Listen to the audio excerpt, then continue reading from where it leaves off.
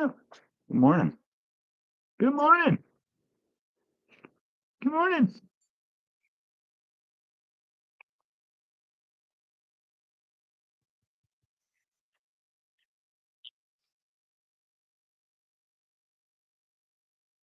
To assume that we're on. I'd have to check just to make sure. Going to have to check, sir. Pardon me, sir. I'm going to have to check. Are we live, sir? Please, sir. Tell me if we're live. Please, sir. Tell me if we're live, sir. Do believe we are live.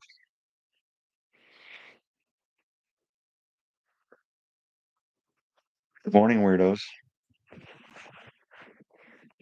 This is the last day of season 2. And here I am. And here I am. Ready, willing, and able. Alright. That's just fantastic.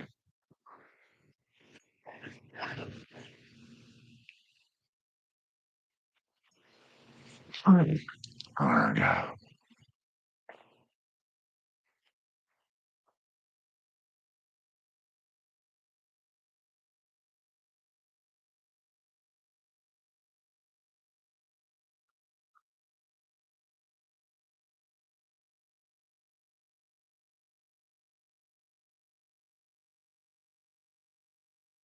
Might I have a bit more, sir? Might I have a bit more, sir? Charlie. Oh, that's not. No, I reckon.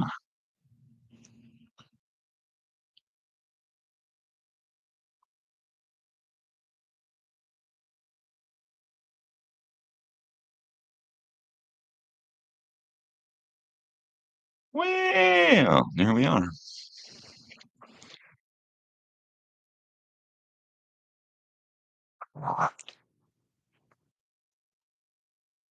Very good.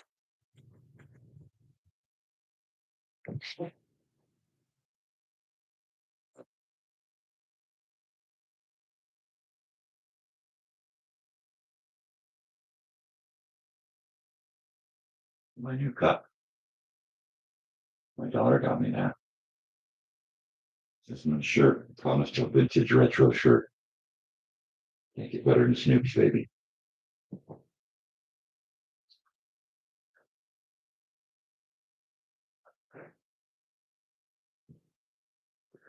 Real.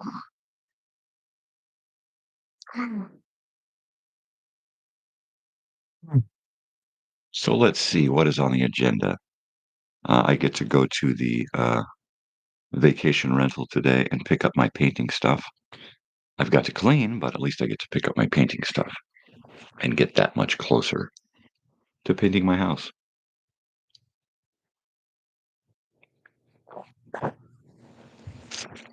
Totally. Yeah, man. How's that? I like that. I like it a little bit slower, though. There we go. That's a ticket.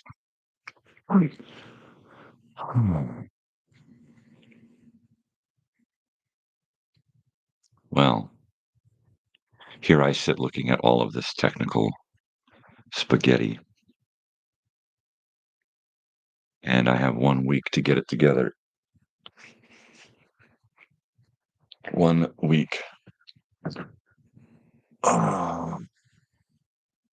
And the thing is that it's not just getting this all together. It's getting it together so that I can take it mobile, right?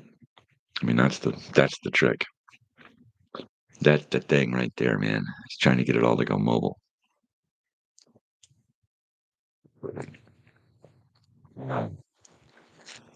Man, am I worked. I am just so friggin' waked. For the love of Pete. Dear Jesus. Jeez, damn. Oh, so I got my new cameras. Here's one. I got my new cameras, right? Isn't that bitchin'? That's some totally cool stuff, man. I got two of them puppies. Now I can go 4 camera live mix. That's just the sweet stuff. These cameras come with some cool microphones. I'm hoping that with these microphones on the camera, I'll be able to do a 1 camera recording a whole lot better than my phone. Right? That's the big time bonus. Yeah, is that I'm going to be able to do, you know, free range guerrilla style recording anywhere I go. Everywhere I go, I'll start taking a camera with me so that I can record pretty much at the drop of a hat, right? Man, on my zombie eyes. Look at those zombie eyes. Uh, Mira mis ojos de zombies. Órale. No me gusta. No me gusta. Ay, y me duele mis ojos también.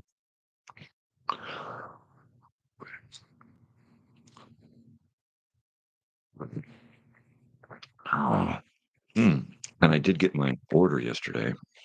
I got some more of that garlic grove because it's mind stimulated, body relaxed. It really stimulates my head. I mean, I took a couple of hits of this shit and the pain doesn't disappear, but I totally escape from it. And it just keeps me moving, moving, moving, moving, moving. I can't stop when I'm doing this shit. Uh, it's like it's like uh, it's like speed weed, man. It is. It's like speed weed. It just gets under me and starts pushing. Yeah, it's great. It's fucking great. So, yeah. What else do we got going on today? I don't know. Oh, I gotta go to the dentist today. Yay! I finally get to have this tooth pulled. This one over here. That's it doesn't hurt. It's just decided that I don't want to be there anymore. Like probably most of my teeth. So this summer I may be taking, unless a miracle happens, I may be taking some time off for some dental surgery. Yay! Oh my gosh, that's cool. I mean, when you suffer with depression for over 50 years of your life, your teeth suffer right along with you, you know? And when you don't even care about getting out of bed for weeks and months and years at a time, you don't care about your fucking teeth. I mean, the decades went by and I didn't even fucking think twice about, mainly because when you suffer from depression so deeply, you don't even care because you don't think you're going to make it, right? I never thought I'd make it past 35. So every day since has been a gift, but it's also been torture, because all of the things that I've done to my body are catching up to me now. And I never expected to live long enough for that to happen. The other day, I watched an episode of Northern Exposure where one of the main characters, Chris, the radio guy, Chris in the morning, he finds out he's got high blood pressure and only has to do is take this pill twice a day and he'll live twice as long, right? And he can't wrap his head around it because all the men in his family have died like at 40. And he just assumed he was dying early, so he never gave a shit about taking care of himself, And now it's to the point to where he might live longer, and now he's looking at, you know, poor health. What is he going to do? Where's he going to live? You know, um, Now he's going to start thinking about taking care of his teeth, right? Right. So there you go. Hey, there's somebody. I'm gonna say that that's Joel there in the morning over there, cruising around California, but I could be mistaken. Let me know who you are.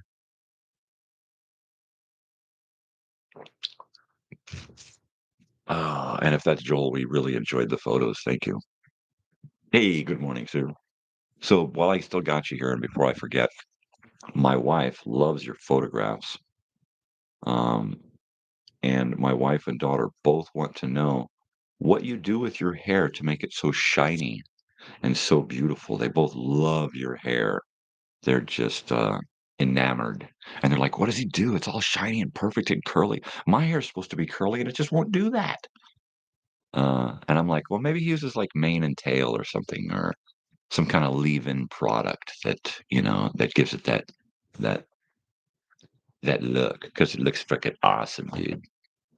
I know. It's like, you don't have to answer me here. If you wanna shoot me a private message, I can totally deal with that. Like, he wants to know my personal hair care products? I ain't gonna tell that. I mean, I'm sure Farrah Fawcett didn't tell everybody how she got that beautiful wave in her hair, right?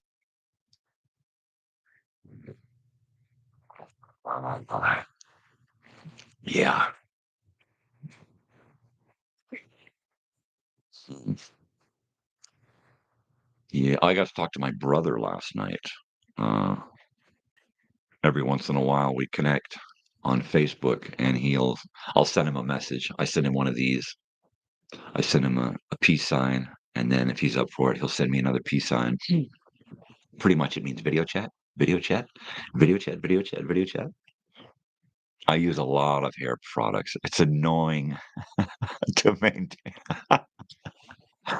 So one of my best friends back in the '80s, he had hair all the way down to his ass, right? And it looked just like your hair. It was black and it was wavy and just beautiful, right? But if you don't do all of this stuff, all of a sudden your nice, perfect wavy hair, it's all of a sudden sticking out like this, man. It just goes frizz town. Oh man, it used to bug him so much. He'd have to get up an hour early every day just to deal with his hair, and he hated it.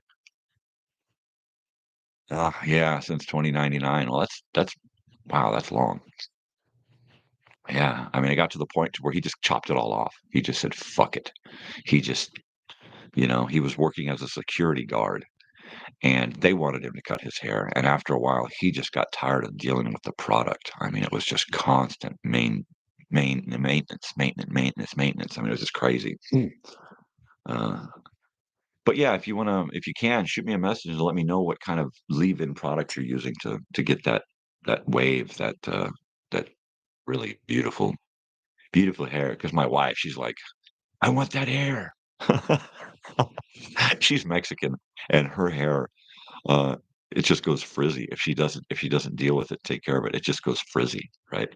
And my daughter's half Mexican, so she's got that thick.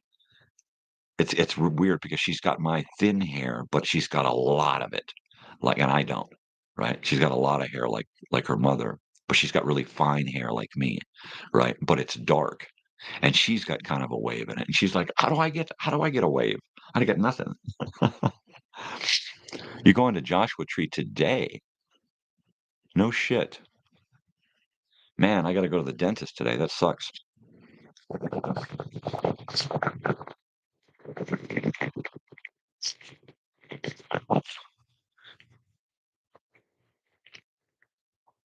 So you're in LA, and you're gonna drive out here and then drive back to LA?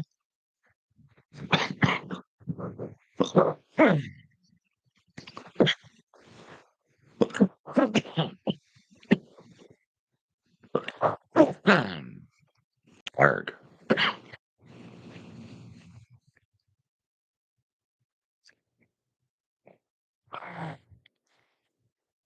Well, damn. That's gonna be a bummer if you get all the way out here and I'm in another part of town. That would suck. That would totally suck there, buddy. You're in Bakersfield. You're gonna go to from Bakersfield out here to Joshua Tree? Wow. Hmm. Yeah, geez. So you might even come down the back way, right? Hmm. Wow, heavy. Are you gonna stay in Joshua Tree, or are you gonna drive to LA after this? Um,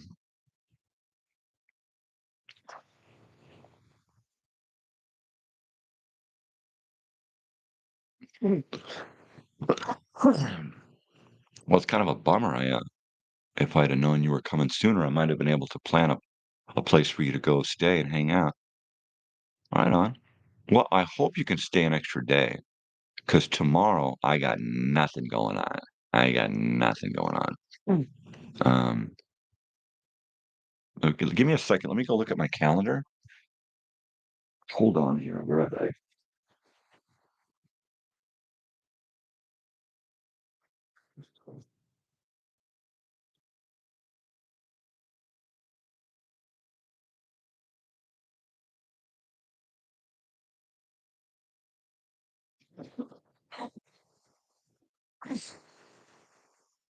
Oh. Aha. Aha. Well, let me know what you guys' plans are for tonight when you guys get down here. Um, I don't know what's going to happen at the dentist. If it's not too horrible, I'd like to get together this evening.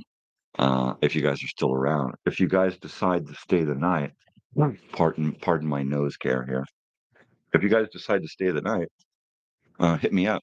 I might be able to get you a place to stay. Um, I take care of vacation rentals with my wife, and there's one place that checks in tomorrow, which means that I might be able to get you guys a place to stay tonight. Uh, check in anytime tonight and check out tomorrow at 11.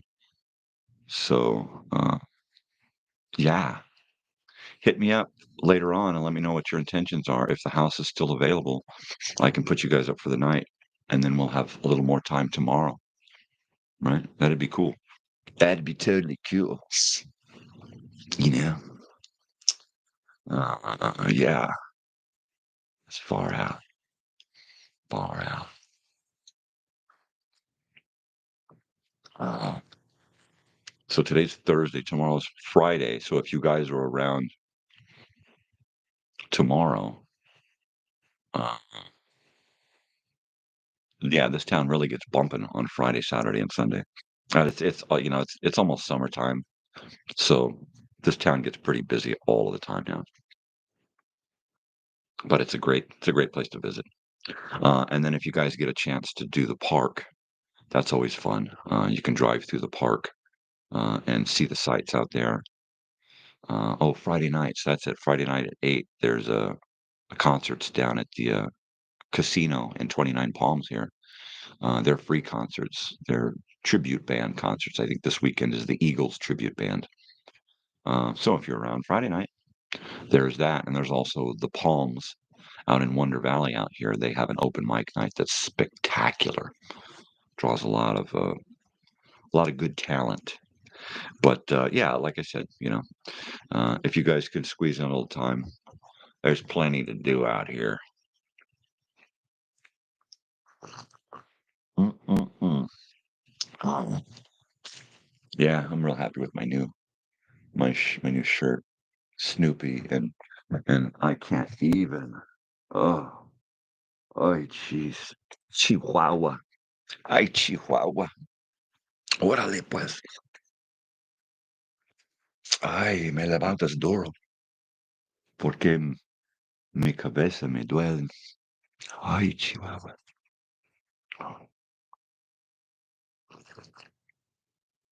Ah, I wish I knew enough Spanish to speak Spanish for like a whole episode. That would be crazy, right? But after 25 years of being with this woman, my Spanish is about as bad as her English. I joke with people that that's the secret to our marriage, is that neither one of us knows what the other one is saying in an argument. So the argument goes away real quick. ¿Por qué? ¿Qué? What? ¿Qué? What? ¿Qué? What?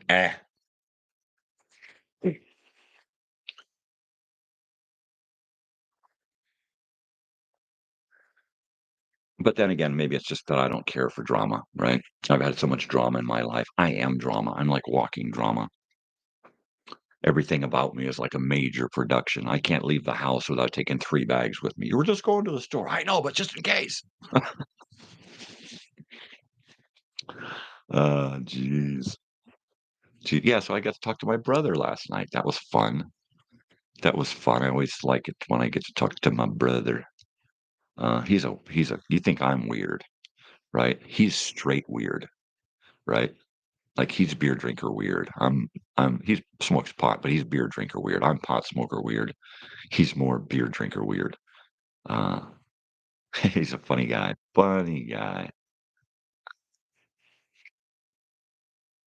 Yeah, you can't talk to my brother Robert without having a smile on your face. Uh, but he's so stuck. He's just so stuck in this routine, you know? It's like everything I do is to avoid, some kind of routine, except for this. This is like my only eating, sleeping, and this are my routines. Not even work is a routine because it's hit and miss. It's sporadic. It's one house this day, no houses for 3 days, 4 houses, and then 2 houses, and then nothing for a week. So there's nothing routine about my work except for the actual work itself. I go in and it's routine through the whole house. But I'm really trying to avoid routine.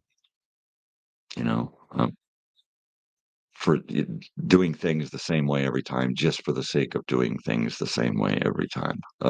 It's tedious. There's no way to live. Pardon me. I got to go to the college with my daughter yesterday and go to the bookstore and get a lot of swag.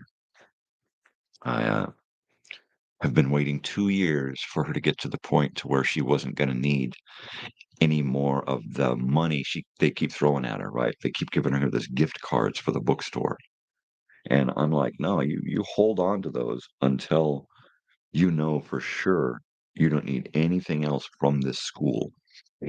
And then we'll talk about coffee cups and hats and and that kind of stuff. And where's my hat? Where's my hat? Where's my hat? I got a couple of great shirts and another hat and some stickers, some decals for the van. So the little lady is going to help me go out and finish getting the water spots off of my glass so that I can put all of my stickers on. Uh, oh, I can't wait. It's going to look so bitchin' because I got like an old retro looking van. It's a 2002, but Dodge vans, they stayed so similar in body style for like decades, right? So it's an old school van. It's not one of those tall Sprinter or Mercedes weird things, or one of those weird Toyota truck vans. It's a real van. It's a van conversion. It'll seat 9, 8, something. 7. I think it'll seat 7 is what it'll seat. But it's just it's old school. So I can't wait to put all of my old school bumper stickers on the windows. Uh, stuff that doesn't exist anymore. That's gonna blow people's heads. I can get some vinyl lettering, and I can do some more stuff. Uh, Advertise my channel, and that's gonna be cool. Yeah, I'm really, really, really excited. And then the next step is it's just about drive-in theater time. Yay, drive-in theater time, drive-in theater time. Time to go to the drive-in, time to go to the drive-in. I'm gonna go to the drive-in. Zippity-bippity-boo. Yeah, the drive-in is one of those places that no matter what you're watching on the screen, I feel like when I'm there that I'm back in the day, man. Norco drive-in carload night, you know, $10 a carload, and nobody watched the fucking movie. It was all about the party, man. It was just a blast. Carload night. What's planned? I don't know. Who gives a fuck?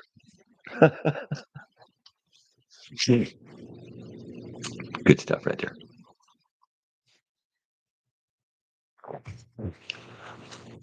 Yep. Crazy old weird bearded guy here in the morning, feeling nostalgic and a little misty that this is the last episode of this season. I can't believe that this episode 33 marks 65 episodes of this morning show. Uh, that's pretty heavy. That's 65 days of me sitting here doing nothing. What a landmark. Well, I mean, what have I done in this 65 episodes here? Uh, oh, I've gotten to know a lot of people. That's for damn sure. Like Joel. Uh, this, that right, meeting one person alone makes all of this worthwhile. Making connections with people is what it's all about. Me being able to tell my story and to have people uh, not balk at it and go, "Oh my gosh, geez, let me." I mean, I'm sure a lot of people are tuning in and going, "What the fuck is this?" and then tuning right the fuck out, like this person here that just tuned in. Um, but after 65 episodes, I've learned a lot about myself. Uh, I've learned a lot about this technology here to drive this show. I've learned a lot about YouTube on how to navigate YouTube, how to use the YouTube products and the YouTube website. Speaking of products, I think the next thing I want to do is go to a YouTube store, if that exists, right? Uh, uh, and get some swag. I want a YouTube T-shirt, um, and I want some little YouTube signs that I can put on my cameras, so that when I'm out doing stuff, people know that I'm not just some kind of fucking flaky tourist. I'm actually doing some shit. You want to be on YouTube? If not, you better get the fuck out of the way, right? So now there's 3 viewers or more. Fly on the wall. The same deal as yesterday because it's the last episode of season 2. If I get some anonymous people to chime in on the comments and let me know who they are, I'll pick up the guitar and sing a song. As bad as my voice is in the mornings, I'll do you that solid if you hook me up and let me know where you and who you are and what's going on. Say hi, throw me a wave. Whee! Mm, mm, mm. I love my new coffee cup from the college, but it's small. It's a little smaller than I'm used to. I'm used to a vat. I'm used to a big tub that I can kind of jump in, kind of wallow around like a jacuzzi, you know. Sure. Um, but yeah, that means I'm going to drink about 3 of them there cups today because, hooey. So, it's kind of a throwback Thursday thing, which is going to be a thing. It's going to become a thing in season 3. Uh, what I'm going to try to accomplish with season 3 is taking it to the next level. So more than just sitting here discussing my own stuff every day, we're going to discuss more about the things that made us who we are, right? I.e., an example, the school films that we used to watch, right? A lot of Mondays and Fridays were school films. Fridays because the teacher just didn't want to have to deal with anything on Friday. I was like, "Oh, man, I just wanna get out of here," right? And Mondays because the teacher was hungover, you know, or, just wiped out, so they'd put on a movie. Be sure to have a movie Monday. Mm. Yeah, so we'd watch a lot of movies in school on Mondays. Um, I don't know, did you have drunkard teachers who would just get plastered on the weekends and then just show up just reeking of booze and totally hungover, like they hadn't even slept. Well, we had teachers like that back in Elsinore. God bless them. They were great. Hmm. I'm gonna have to warm that up. But yeah, movies. I would like to do movies that we would have seen in the theater or on TV, but that's gonna take some heavy copyright shoehorn in there, and I ain't about to go there. I ain't about to get kicked off of YouTube for constant uploading of content that's unwanted. So I got an ugly spot on my cup. Let me warm this up. Warm it up, baby.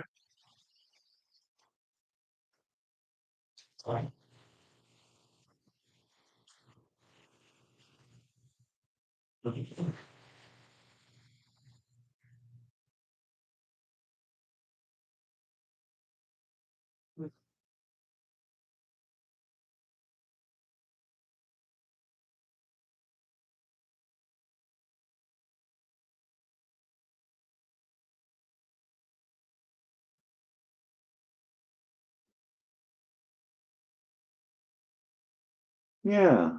So so my wife and I were up a little bit late last night, hanging out watching TV. So she might actually sleep in a little bit this morning. But my plan is to not be on air any longer than like 8-ish. I figure 3 hours should float my boat. Um, but I'm gonna have to get ready to go. Like I said, I've got to go over and clean a house.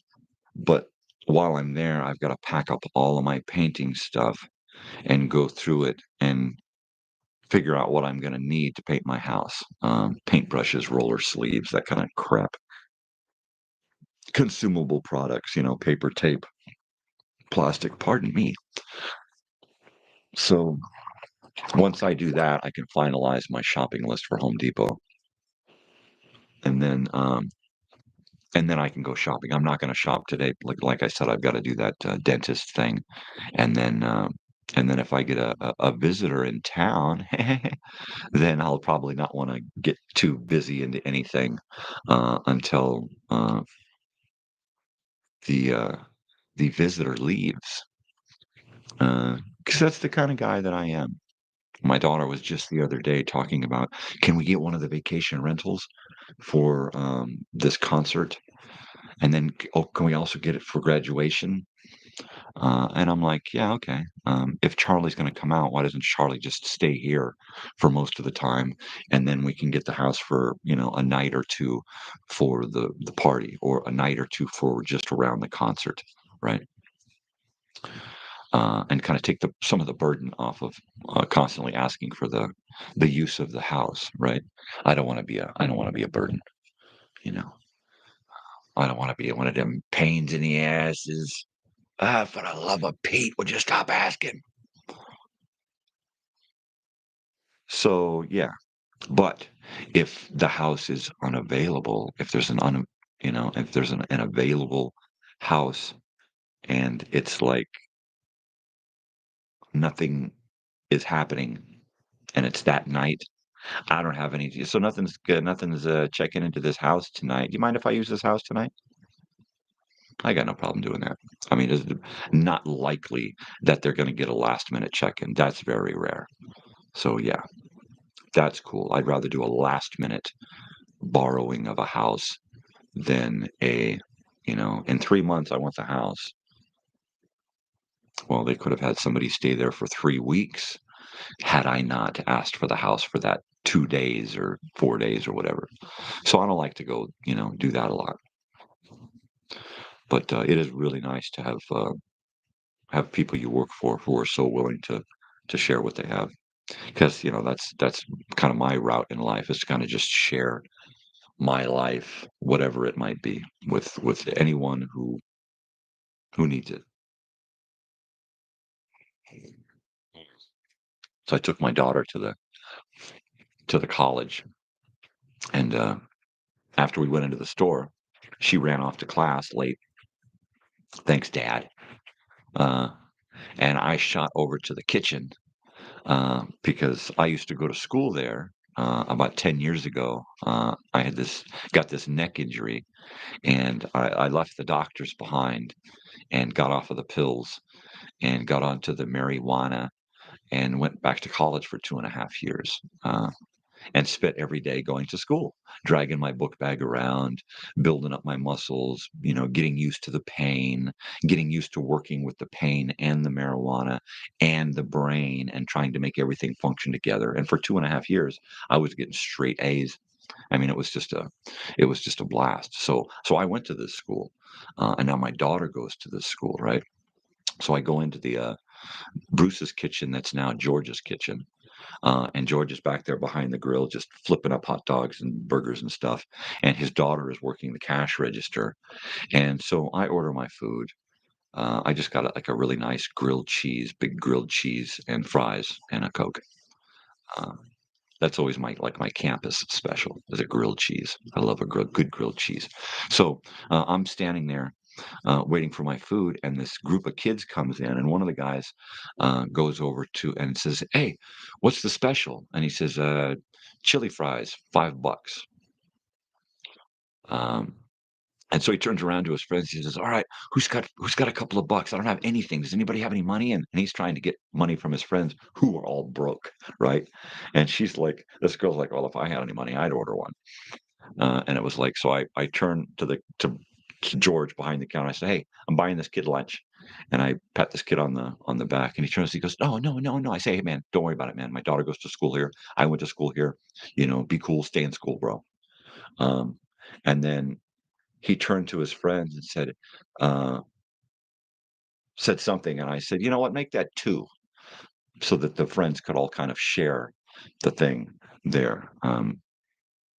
And my daughter just bought me a bunch of shirts and hats and stickers and stuff from money given to her by the school because of her um, academic achievements.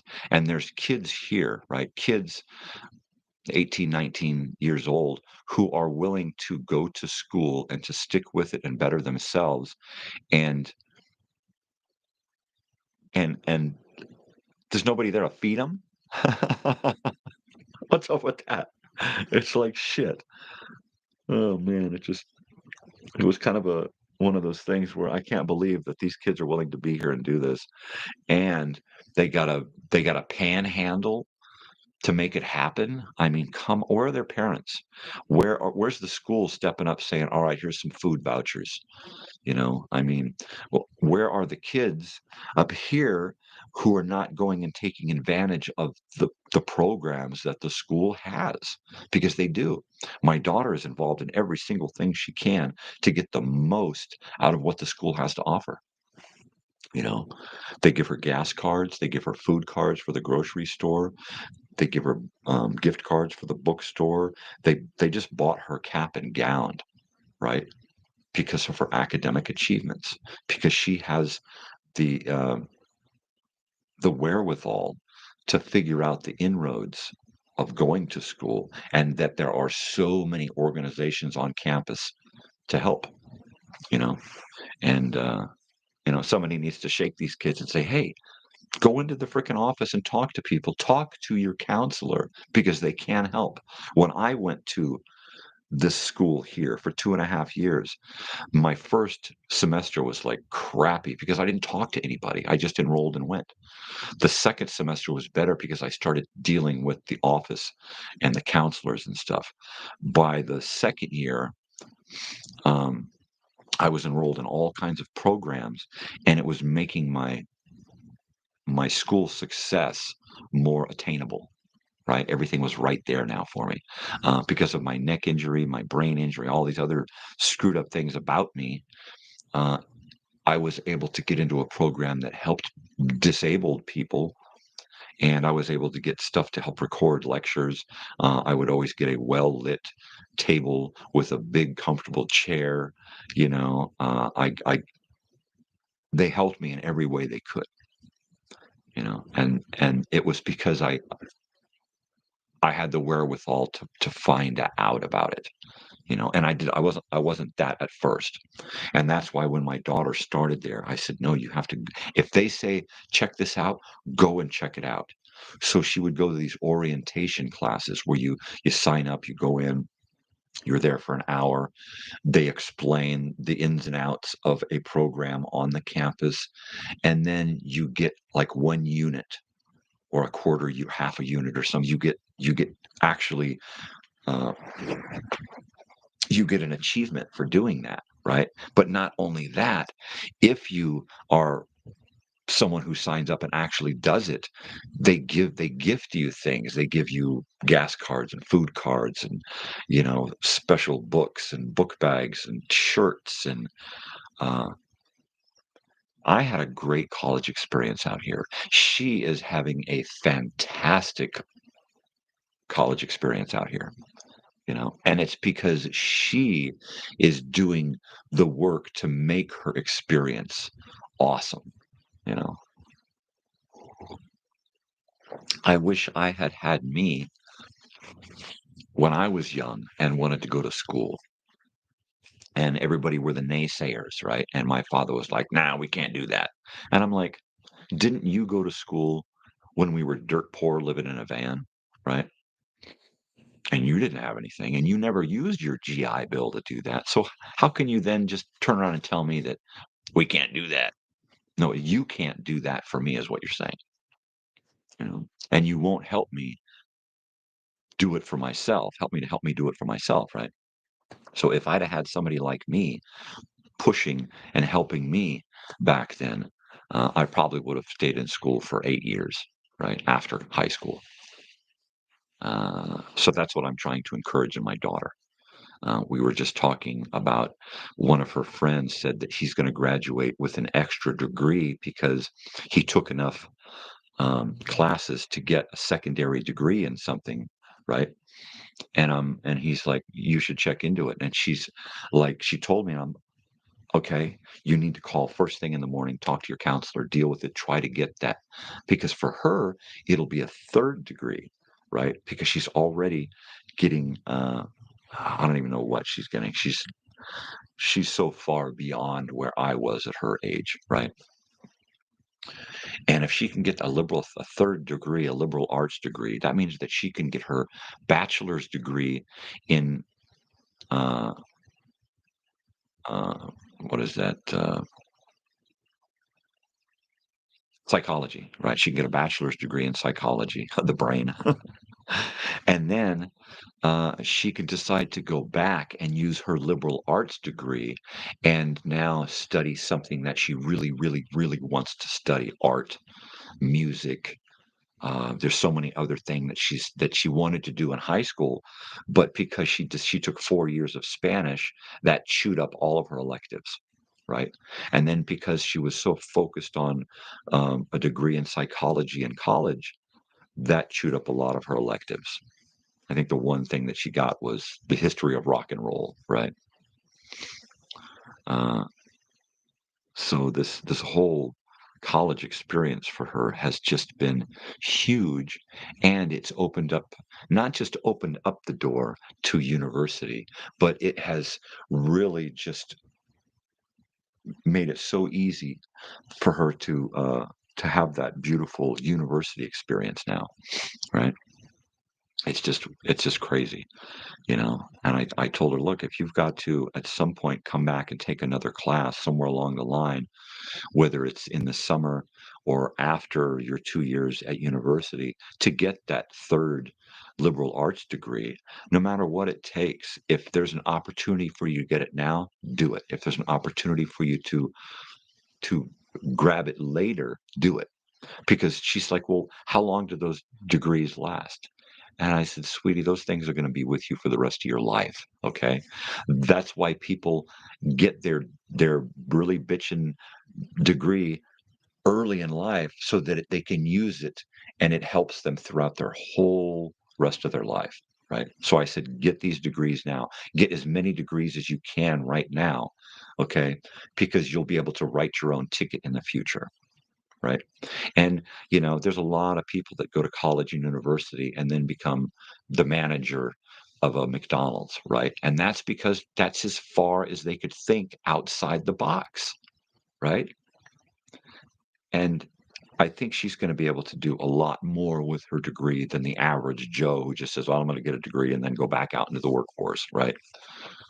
Um, because, like every parent says, my child's better than that. But she's not just my child, but as a person, she's better than that. She's better than just settling for middle of the road, mundane. Which is where I thrive because my first 20 years on this planet was just horrendous. So I don't mind mundane, you know. Uh, yeah, but I can't wait till she gets through with university and then has the opportunity to then take all of these,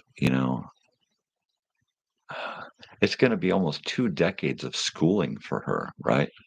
Especially if she decides to stay with it after her bachelor's and either get a master's in psychology or switch majors and use a liberal arts degree to go in another direction. Who knows? Now, a, psych, a bachelor's in psychology and then maybe something in liberal arts, maybe working with animals uh, is an extreme possibility, right? Um, a pet psychiatrist, an animal, therapist. I mean, who knows? Natalie Mondre, pet therapist. ABC's this fall. All right. Once again, if an anonymous viewer lets me know who they are, I'll pick up my guitar and play, which is something I never do in the mornings. But seeing as how it's the end of season 2, uh, you know. But if nobody's going to say anything, then I'm just going to probably do another bong hit here. I know. Because, killing pain is what I do. I like to kill pain and I like to kill time. And I do a lot on this show. Man, can I kill some time? Woo-wee. My daughter is still, she's like, okay, how do you get on camera and just talk for 6 hours? How? I don't understand that. Well, first of all, she's kind of an introvert like I've always been, right? So I never really liked being on, even though I was always forced to be on, But I don't know. I don't know how I get on here and then just start rambling. Well, I didn't really know, and then it dawned on me the other day that the whole reason is that I'm an introvert. I have an inner monologue that's constantly clamoring at me. It's constantly berating me, this inner monologue. And a lot of times I can't turn it off, right? There's always this voice in my head talking to me as if I am another person, telling me things, you know, w- asking me to do things, asking me not to do things, right? And so what I decided was that the reason that I can do this is that all I've done is flip the switch and externalized my inner monologue. Bing, that's it. That's how I figured out why I can do this.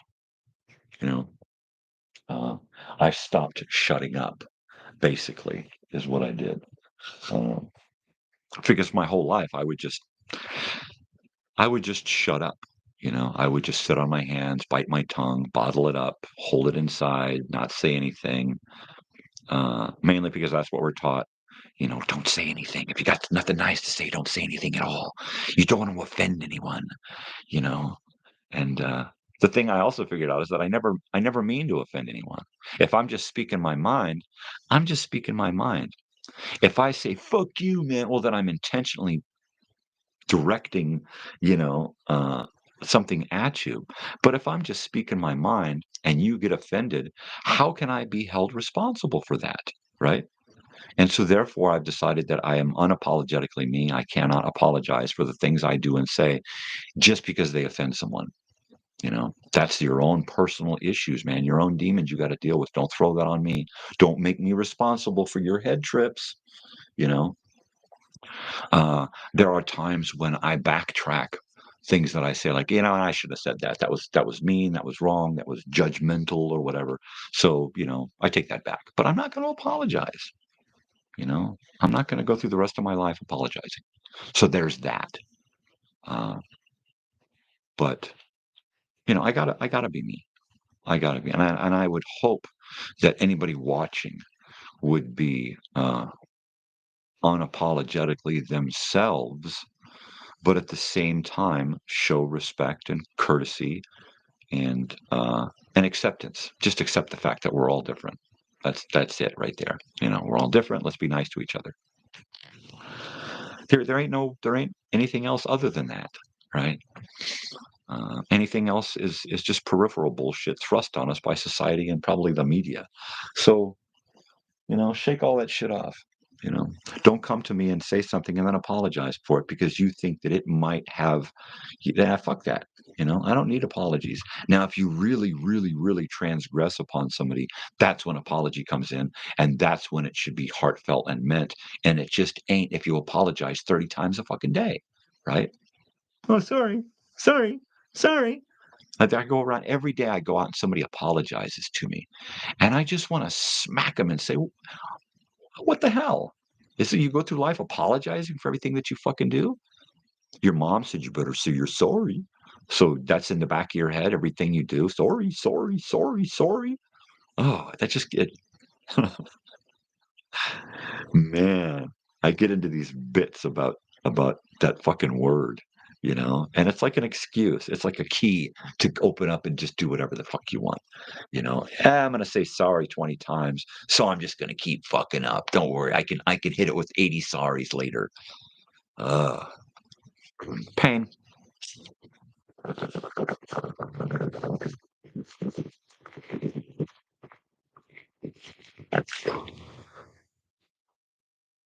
Boy, that sun started to come up back there.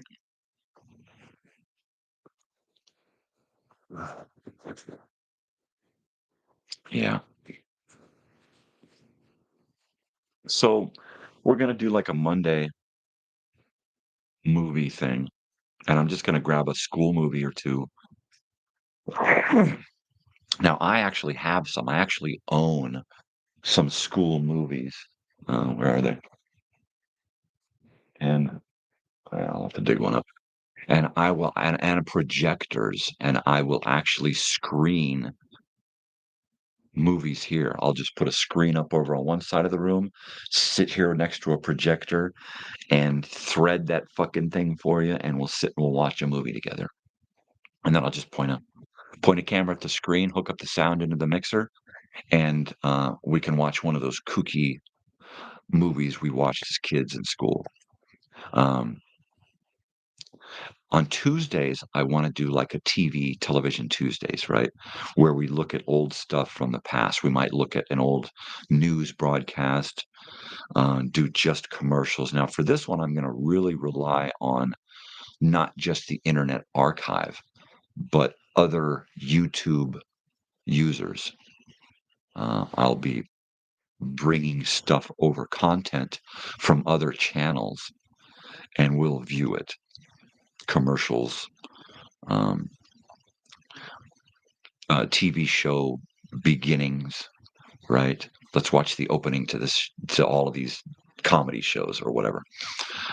News broadcasts, uh, documentaries and stuff from TV back in the day, PBS stuff that I can get on and put on here without getting hit by YouTube. So I'll be creating the content from other places and then uploading it and then letting it simmer.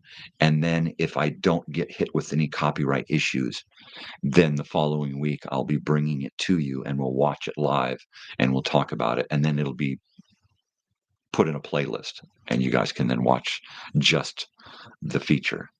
So that'll be neat. So movies on Monday, TV on Tuesdays, old time radio on Wednesdays, and then we're going to do a throwback Thursday.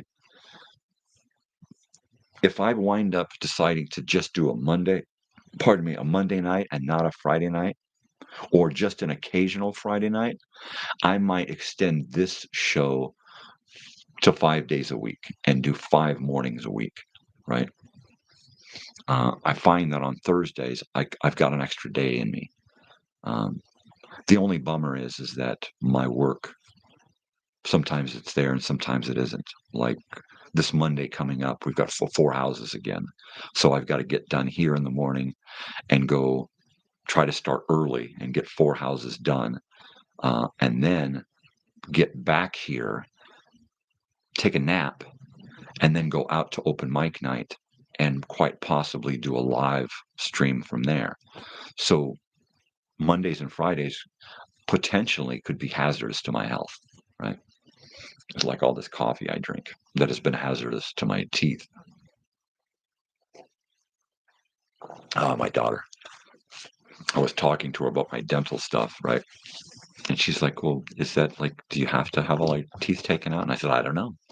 It's an extreme possibility, and I told her, that learn from my mistakes, take care of your teeth. It's not like I was always in control of taking care of myself because like I said, chronic depression has really been in the driver's seat most of my life, right? So I haven't had the uh, the wherewithal most of my life to give a shit about uh, personal self-care, right? Thankfully, she's learned a lot from her mother and probably from watching her father screw up to know better. She stopped drinking soda back in like junior high or something, right? Uh, she had kind of crooked teeth when she got into junior high, so she's like, "I want braces," and I'm like, "Okay, we'll get you braces." If I'd asked for when I asked for braces when I was young because my bottom teeth were crooked. So I just, can I get braces to straighten them out and to keep them from like all piling up on each other? Yeah, we ain't gonna get that. That ain't gonna happen. So my daughter, she got braces and she wore braces all the way through high school and got them off before graduation, right? Not only that, but she wears glasses, right? And she's like, "I want contacts." And I'm like, "Okay, you get contacts." I could never do that. I could never have to do with eyeball stuff every day. She's like, "I want contacts. I'm tired of having glasses all the time. I want to be seen without glasses. I don't want to be known as the glasses girl," right? It's like, okay, straight teeth, good eyes. What else? You know, whatever I can do. Uh, so now she just went and got a new retainer because the last retainer she had was just bogus. So she got a new retainer, uh, and she's very diligent. I wish I was half as diligent as she is with my personal life, right? Because she is just on the ball all the time. You know, she gets a lot of that from her mother, and um, my side, she gets that fastidious. She gets that I've got to have everything perfect. I've got to straighten. And we were talking about that. Mom asks her to do something, and she says, "Nah, just do that." She's like, "Hey, I'm going to do it. I'm going to do it right. Leave me alone and let me do it. I'm going to do it the right way." And that she learns that she gets that from me. It's like got to be genetic or something because she gets into doing something, and she won't let go of it until it's exactly the way it's supposed to be. You know. And she stayed up the other night, Tuesday night. She stayed up real late to get this project written and turned in, right? And she's like, "Man, I think it was crap because I just last minute just pushed it out, right?" And it was like, okay, well, sometimes you hit it, sometimes you miss it, And she gets to class last night, and uh, apparently it was so good that the teacher had to use it, the professor had to use it as an example, right? And he was giving out a copy. Each student got two copies of somebody else's work, right? And he wound up passing it out to just about everybody in class because he wanted them to see it as an example of exactly what he expected, right? And she's like, "I don't know how it happened. I mean, I did it so quick and it was so late. I don't even know what I wrote." And I said, "You know what?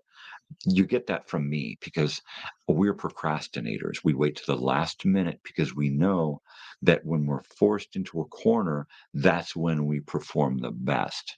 right? That's when we're at our best, when we're really forced to just get it done, right? And I do that a lot. I put shit off until all of a sudden it just hits me.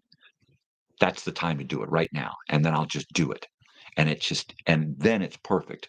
When I try to do on a schedule that is for somebody else and not my internal clock, it doesn't work. I have to let it happen. There's that word, organically. It has to happen naturally in order for me to be able to do something and have it turn out right without having to think about it. You like bottle it all up inside, bottle it up all inside, and then there it is. There it is, just like that. It's about time for more coffee. Where do you find that yerba mate? Is that something you buy at a local store? Are you having a hard trouble finding it while you're out driving around the country?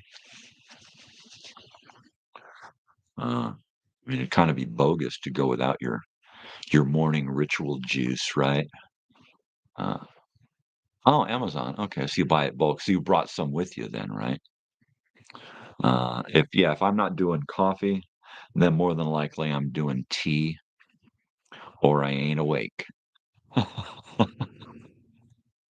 Oh, that's a bummer.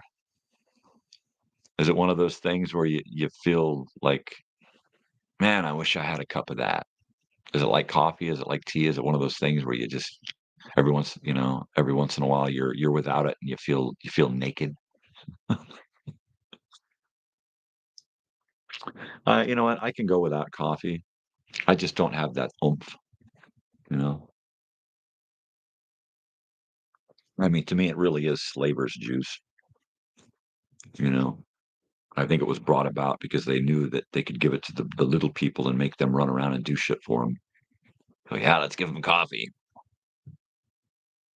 It's like coffee, but without the withdrawal. Oh, well, there you go. See, uh, there you go. I could probably get into something like that.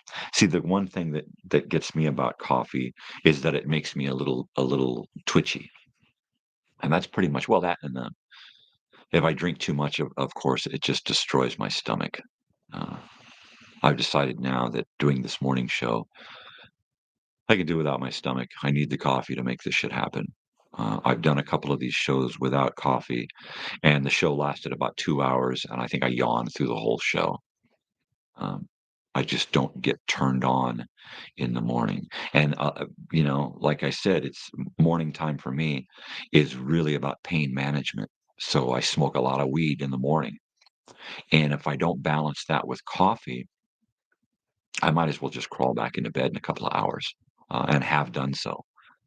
Uh, so yeah, coffee, weed equals conversation and blah, blah, blah, and taking that switch and turning it from the inside to the outside. And then all you don't even have to give me a fucking topic on something to talk about. I mean, I can just start blah, blah, blah, blah, blah. Yeah. But being old and having a brain injury from childhood, uh, I was telling my daughter last night, sometimes I just lose what the hell I'm talking about. All of a sudden, everything in my head just goes blank.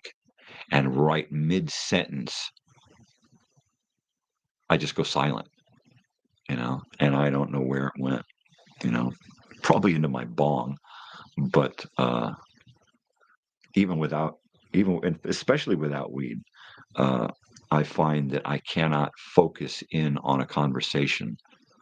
In the mornings on these shows lately, I've actually been able to find my way back to what I was talking about to continue down the road. Whereas before, if I weren't smoking enough weed, the pain is too great for me to get through that haze of pain to even fathom what the fuck it is I'm supposed to be talking about. It's like I don't even want to have a conversation uh, because it's like the only thing I can think about is pain.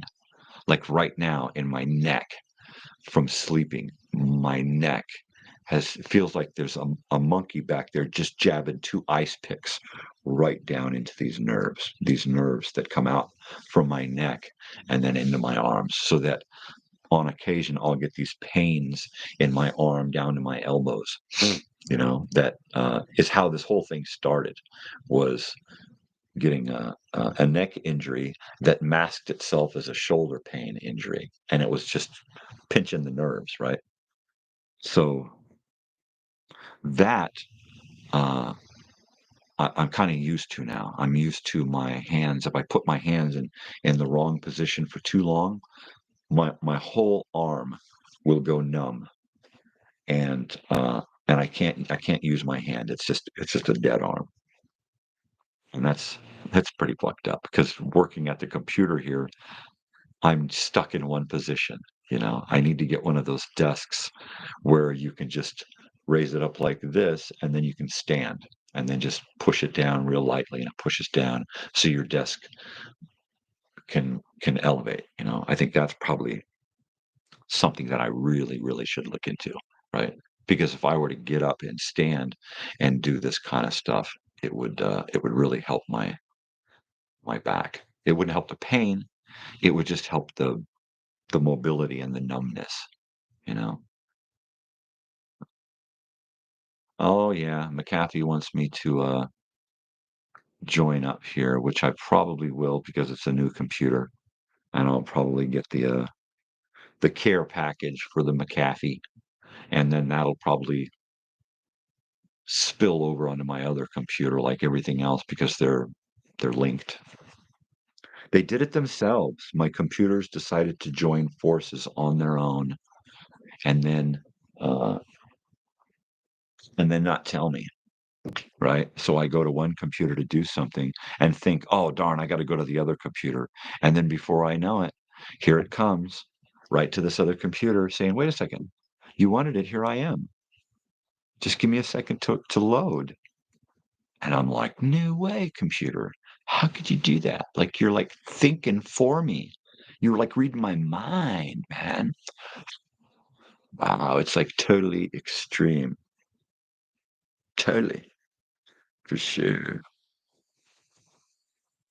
Totally for sure. So if you're in Bakersfield right now, that's gonna be like a half a day's drive out here, eh? Totally. It's gotta be at least 3 or 4 hours. I know, because it's, like, at least 4 hours from here to Vegas, which is not a bad drive through the Mojave either. Oh, that's a fantastic drive if you go from Joshua Tree out to 29 Palms, and then through Amboy, which is just a little tiny spot on old Route 66, right? And it's a great photo op place. But don't get gas there. It's like twice as expensive. Um, and then you drive from Amboy out through the Mojave Desert, through the preserve, right? And it's just beautiful. It's just Joshua trees, desert, sand dunes, railroad tracks. You follow a railroad for like for miles, for like 20 minutes. You follow a railroad track, and then you link up with the 15 freeway and then go right through Prim, which is like right on the border of California and Nevada. They've got casinos and hotels there. And then it's another hour into Vegas from there. So it's like a 4-hour drive, but it's like the best drive. You don't want to take the freeway, the 15, uh, from the city out there. You want to be out here and take the Mojave out to Vegas. That's the way to go to Vegas, man. It is a beautiful. I'll drive out there. I'll just 70 miles an hour out through the Mojave, just fucking loving it, man. It's a beautiful. It's kind of wavy and bumpy and stuff because it's a road built on sand, so it's kind of kooky. But it is a beautiful drive. And Vegas is really, really nice lately with that big eyeball sphere thing and the new Raiders stadium and the new motels and shit. I mean, it's just fucking crazy. It's crazy. My daughter and I are going out there in August to stay at Caesar's Palace and see the 1975. Yeah. Uh, So I can't wait for that. And then in October, she's doing the When We Were Young festival, I think is what it's called. I'm pretty sure. And that's an all-day festival. Uh, so I'll be taking them over there from the motel room and dropping them off early and then hanging out in the motel room until the evening so then I can go see the bands that I want to see later in the evening. So that'll be cool. That'll be totally cool. Uh, I think the next one we're going to see is the um, sound Motion City Soundtrack, I believe that's what it is. Yeah, Motion City Soundtrack. I just heard about them recently. Of course, they've been around for like 20 years, right? But I just now found out about Motion City Soundtrack. My daughter hooks up the playlists in the car, and anytime we go anywhere for a decent amount of time, she'll be setting up a playlist, and she does great with the mix of the old and the new. Uh, so I learn about a lot of new stuff with her, and that's really cool. That's really cool. So I really dig the Motion City soundtrack stuff because it's just got such a great percussion and rhythm, and I like things that are kind of funky, kind of funky. Totally. Oh man, I'm gonna have to get some more of this Liper's juice here. Mm.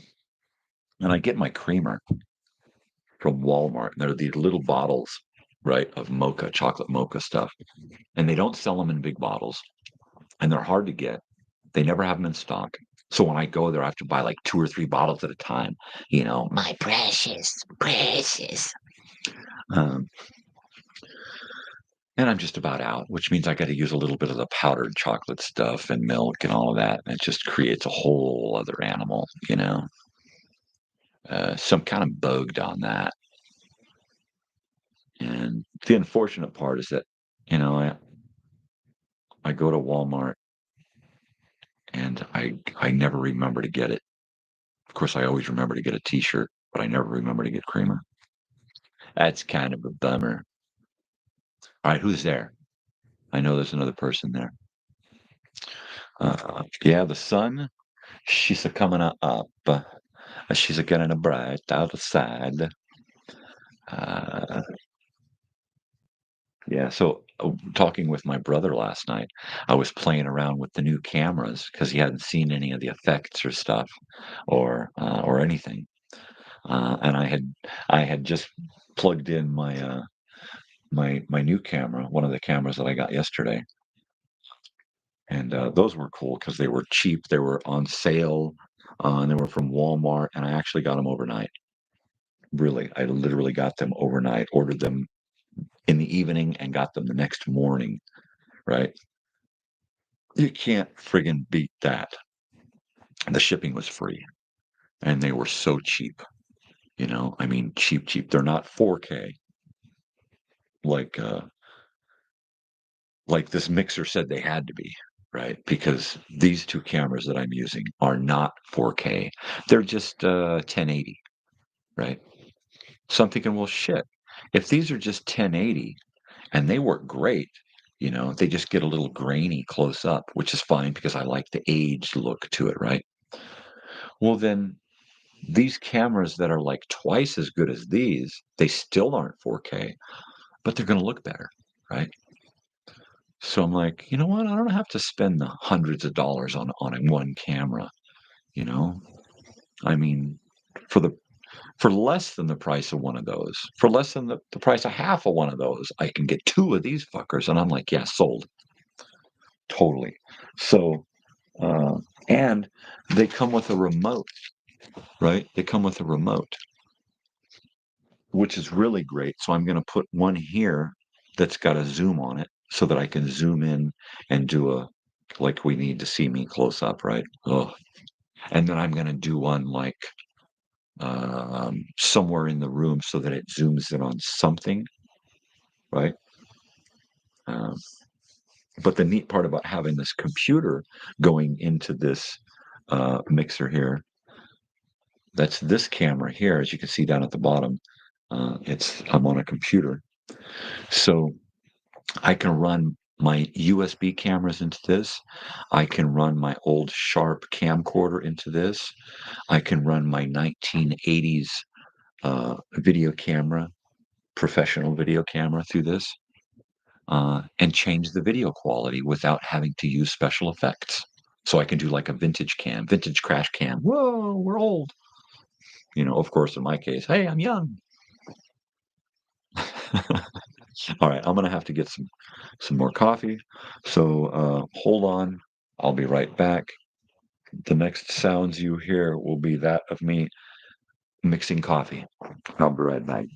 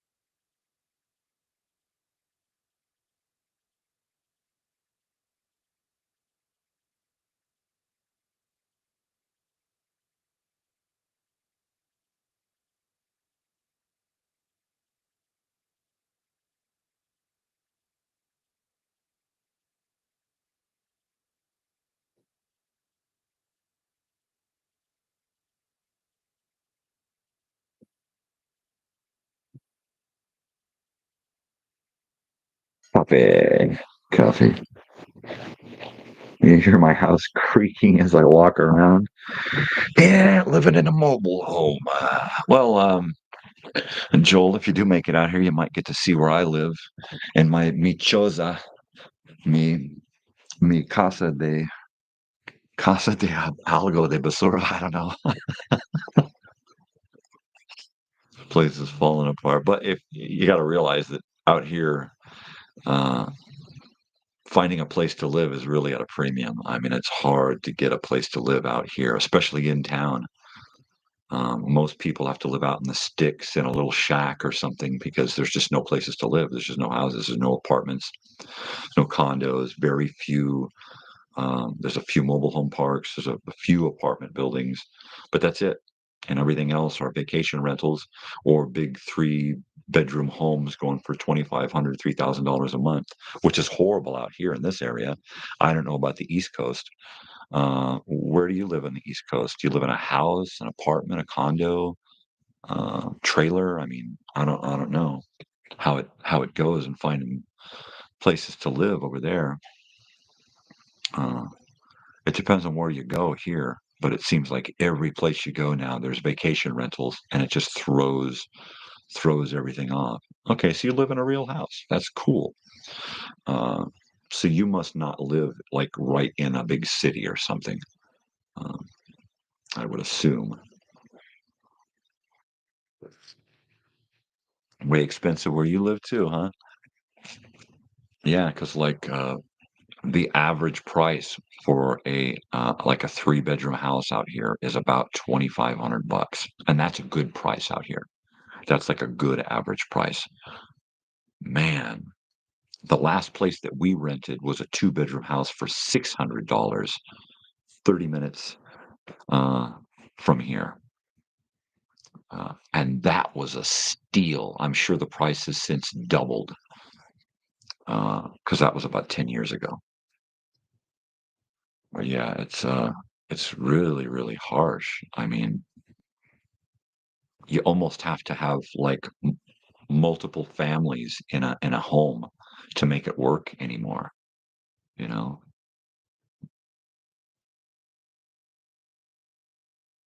Yeah, impossible for you to find a nice place anywhere.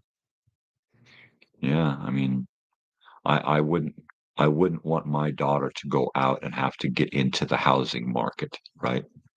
Uh, we own this mobile home while we have to pay rent on the space where we park the mobile home because that's how we bought it. Um, the rent is minimal, right? And we own the mobile home. So I'm just going to sign this mobile home over to my daughter, right? So that when I when I pass away, she has it, unless we decide to sell it before then.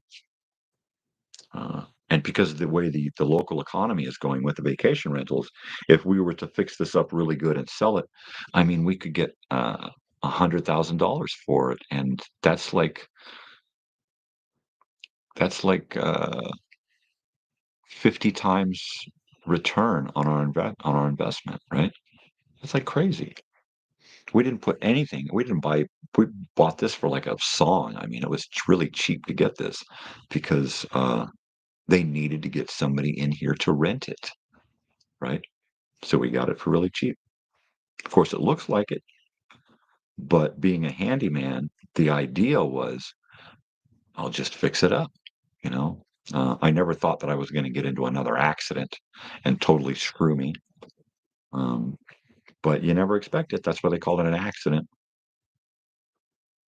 Hmm. Oh, that's hot. Mm-mm-mm. Yeah. A lot of people out here, they like those tiny homes. A lot of people come through here and they just live in a van or a motor home or a travel trailer.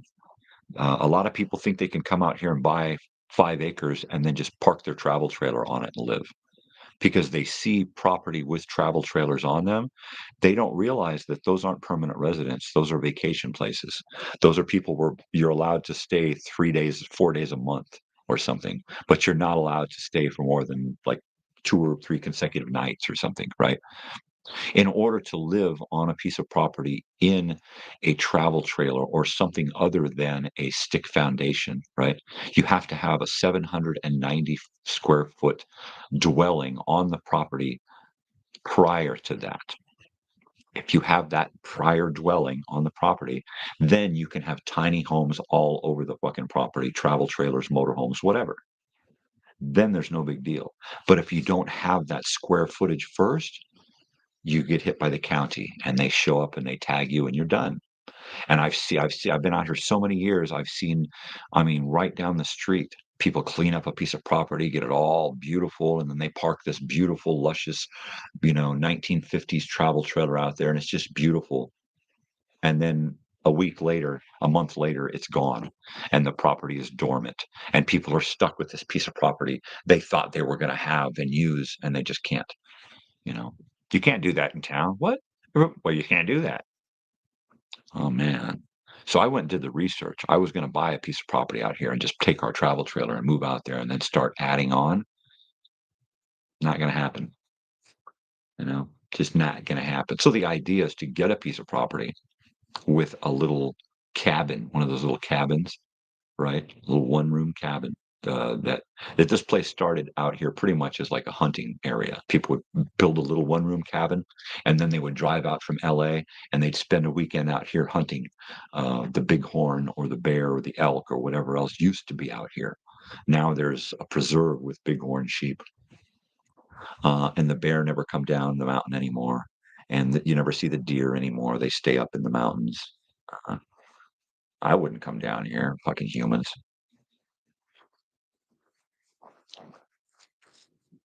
Yeah.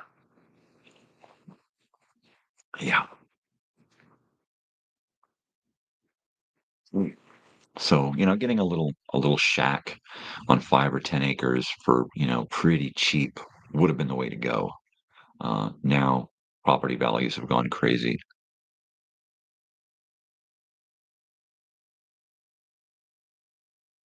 Oh, you came here to California to see if you wanna move here? Uh, cool. What are your thoughts so far about California? I mean, it's gotta be the economy that might be the most different, the prices of things.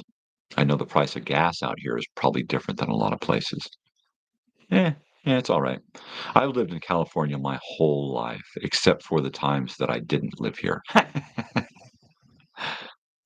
Arizona's good. Arizona's good. They're a little more free over there. I don't like a lot of the state's politics. The people are good, but I don't like a lot of the state government politics crap. Um, but yeah, Arizona is cool. I've got a lot of Arizona stories.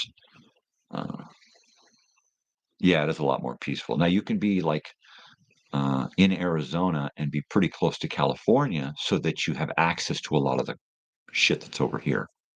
Um, yeah, of course, everywhere you go now, you've got great venues to go see concerts, you've got great sports arenas, you've got, uh, pretty much everything you need anywhere now, um, because the world has just gotten like that, you know? And then, of course, you just Amazon what you can't find where you're at, right? Mm. Uh, but yeah, I mean, if you're gonna go to Arizona, hell yeah. Hell yeah, that sounds like a cool deal, man. We could be neighbors.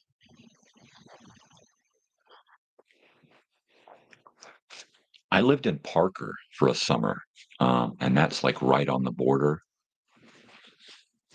You just go right over the border from just go right out straight east out here from Joshua Tree through the desert, up Rice Road, right up to, the border, and as soon as you cross the border, you're in Parker. Parker Dam is just north of that, but I spent, a summer living in Parker with my brother and my father in 1970 78, 77 or 78, one of those summers.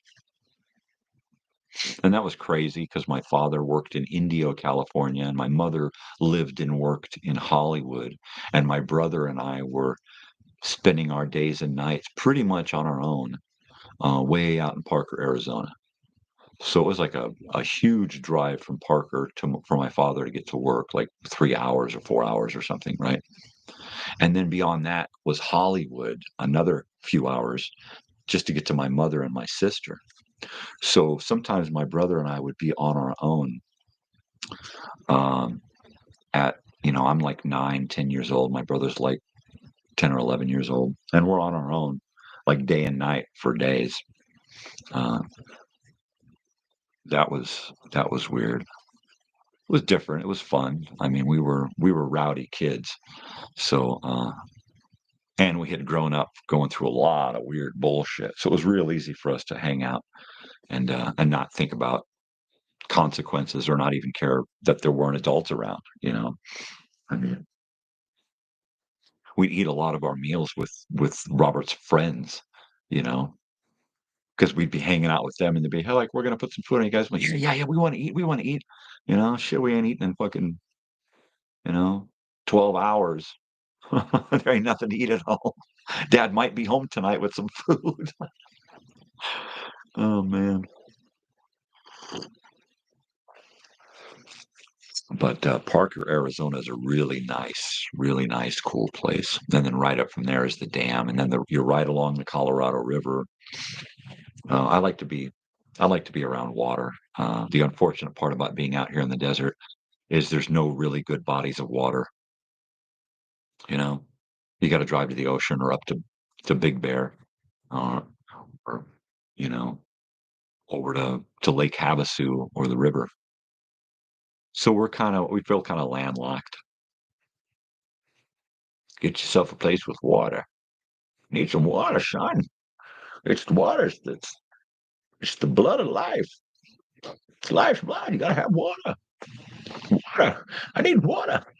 I'm getting thirsty. I need water. Please, if you got any water. Totally. Totally. Fucking hey, man. Thinking about moving from the East Coast. That's awesome. Get a little country in you, huh? Are you in the country where you're at? I mean, if you're in a house, it's quite possible you're in the suburbs or something. But yeah, it's way more country out in Arizona than any place, like the East Coast, I guess.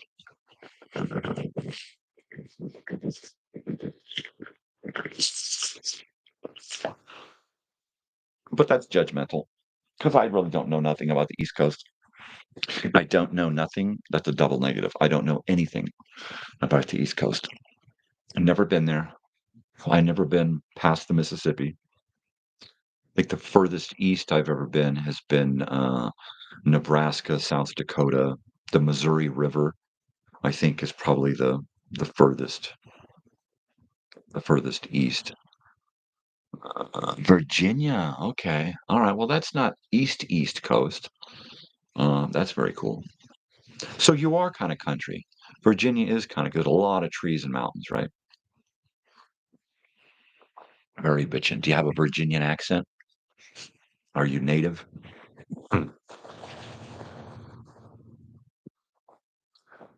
Ah, Virginia. Virginia.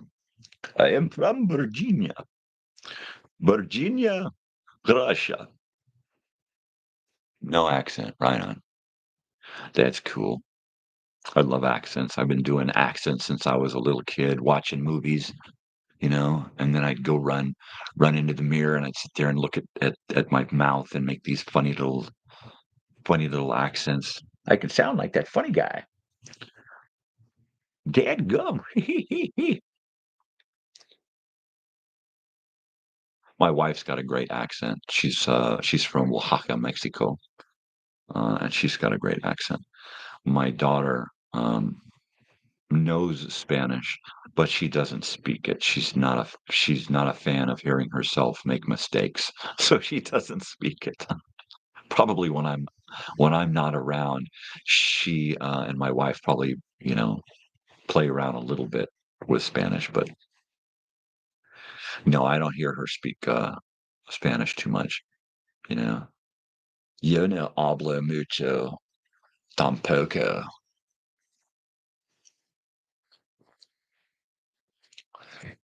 I don't speak Spanish much because I quite often will phrase things incorrectly. You don't speak Spanish either, yeah. Well, I mean, it's one of those things where uh, y- it, here it's like mostly a second language. You know, parents never taught me. Oh, so you have Spanish speaking parents. My daughter took it in school. My wife tried to get her into speaking it, but she didn't really learn it until she got to high school. And that was really important for her to take the opportunity to learn that second language. That is a first language at home, right? So, wow, that's kind of a bummer that you didn't get taught, man. Uh, I mean, it's not like I taught my daughter great English, uh,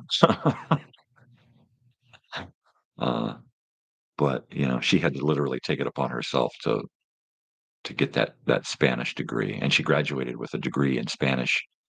Uh, and she was gonna further that and get a third language and do American Sign Language in college, but it turned out that she didn't need to do another language. So she only took one semester of American Sign Language. She was really good at it, and I'm hoping that at some point she goes and continues that on her own, because with the internet you can learn anything. So I'm hoping she takes the opportunity to invest that time to learn, because if she's in psychology, right? Uh, Psychology is about helping people. And if you're able to communicate with more people, then you're able to help more people. And I thought, well, okay, well, she's English and Spanish, and she's a dog whisperer, right? And so why not do sign language, right? That'd be cool. Uh, when I was young, we had this Oglala Santee Sioux dictionary that we got from being out in Nebraska at the reservation in Niobrara. Uh, and it was really, really neat. And it had all of these words in Sioux and the translation into English and the pronunciation. And I would sit there and I would go through this book and try to, and not knowing how to say these words correctly, I would try to learn how to speak in Sioux. Uh, and because my grandmother is Sioux and my father is half Sioux. So, and I look nothing like either of them, which makes me really believe that there's something kooky going on here. But I had fun with that book, and I've always thought, wouldn't it be neat to find a copy of that? But not just that, actually learn the pronunciation because I'm sure I could find, if not some kind of video on how to speak it, find someone here on one of these groups that could help me learn to speak some Sioux, you know? Sioux, Robert. But that would be neat, you know? I don't think I could ever 100% learn any other language. Um, I'm going to spend the rest of my life trying to master English, right, on my own. I'm not doing school anymore. That just ain't going to happen. It ain't in the cards. I might do a class at the campus out here at some point, or at the university because my daughter's going to be going there. So I should get special benefits, right? Hey, I'm old. Give me stuff. So I might take a class uh, on something at some point. I don't know what that would be, probably computer, how to use a program or something. That would probably be the best use of my time in a school at this point. Um, but I don't see myself going back to school, other than taking her to school down to the university for a couple of years. Uh, she's going to try to get her license to drive this summer, uh, preferably before she's 20. I didn't get my license until I was 19. I lived in a town where you didn't need a car, and if you drove, you didn't really need a license either. Uh, so I didn't get mine until 19. It'd be neat if she got hers at 19. That would be cool. We'd have that connection, you know. Uh, you got yours at 22. See, my wife got her license. Uh, Gosh, she must have been 27 or 28, right?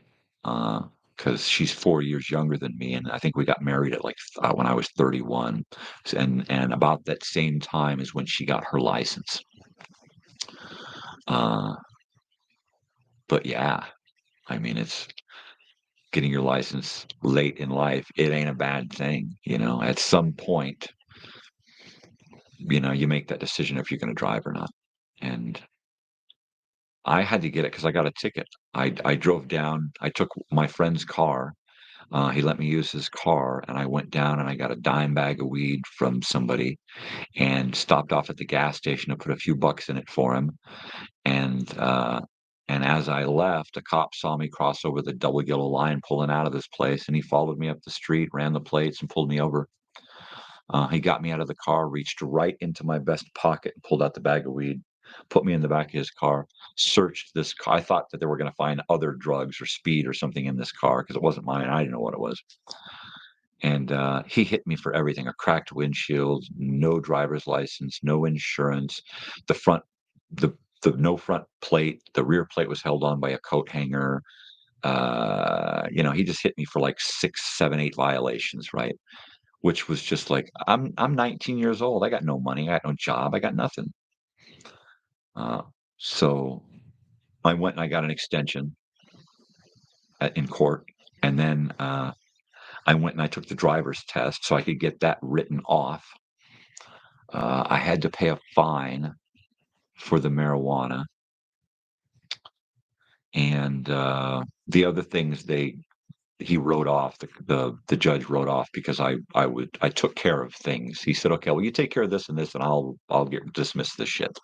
Get your license and pay for the pot, and I'll get rid of all the bullshit on the car. And it was a country judge, and it was cool. They were pretty cool. The cops, most of the cops were cool back then. There were a couple of asshole cops. One of them was the one that got me. Uh, but So I had to go out and get my license. So I took my friend's mother's New Yorker. It was a brand new 1986 or 87 New Yorker, Chrysler New Yorker 4-door. Really nice, Gucci little car with automatic everything, right?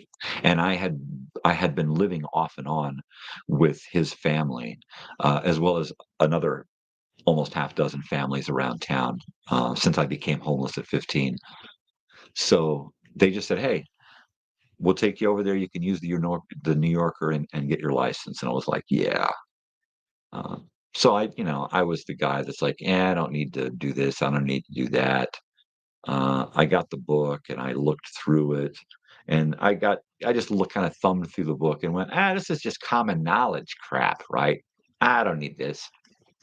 And I didn't. I got a really good grade on the written. And the behind the wheel, I only missed 2 points because some oncoming traffic was a little too close when I made my left-hand turn, right? And that was it. Uh, so I'm figuring my daughter, having been around driving enough and have been with her friends driving, and she will put in a lot of driving over the summer. I'm figuring she should be doing all right on her behind the wheel.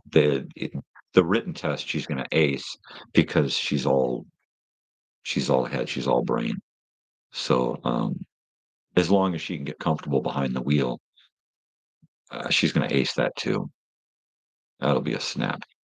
And then I think once she gets comfortable driving, she wants mom's car, which means mom's going to have to find another car because she wants the little hybrid. It's small, it's quiet, it's comfortable. She's used to playing her music through it, which I think is a really key factor.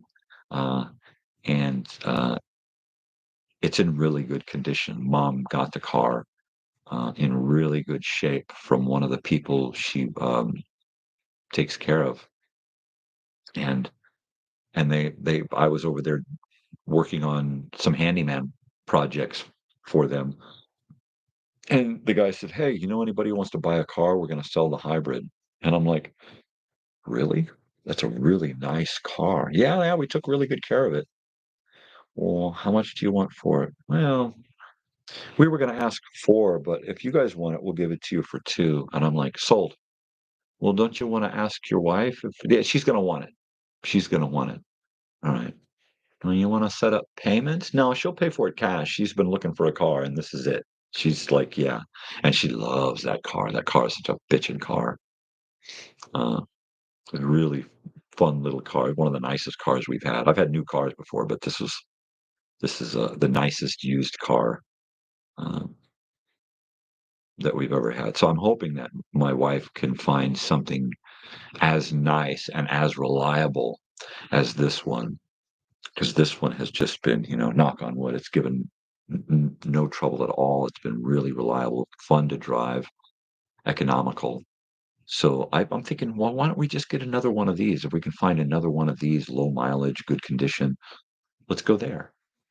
You know, we've already got a big, giant, freaking V8 5.9 Magnum van, right? That seats 7.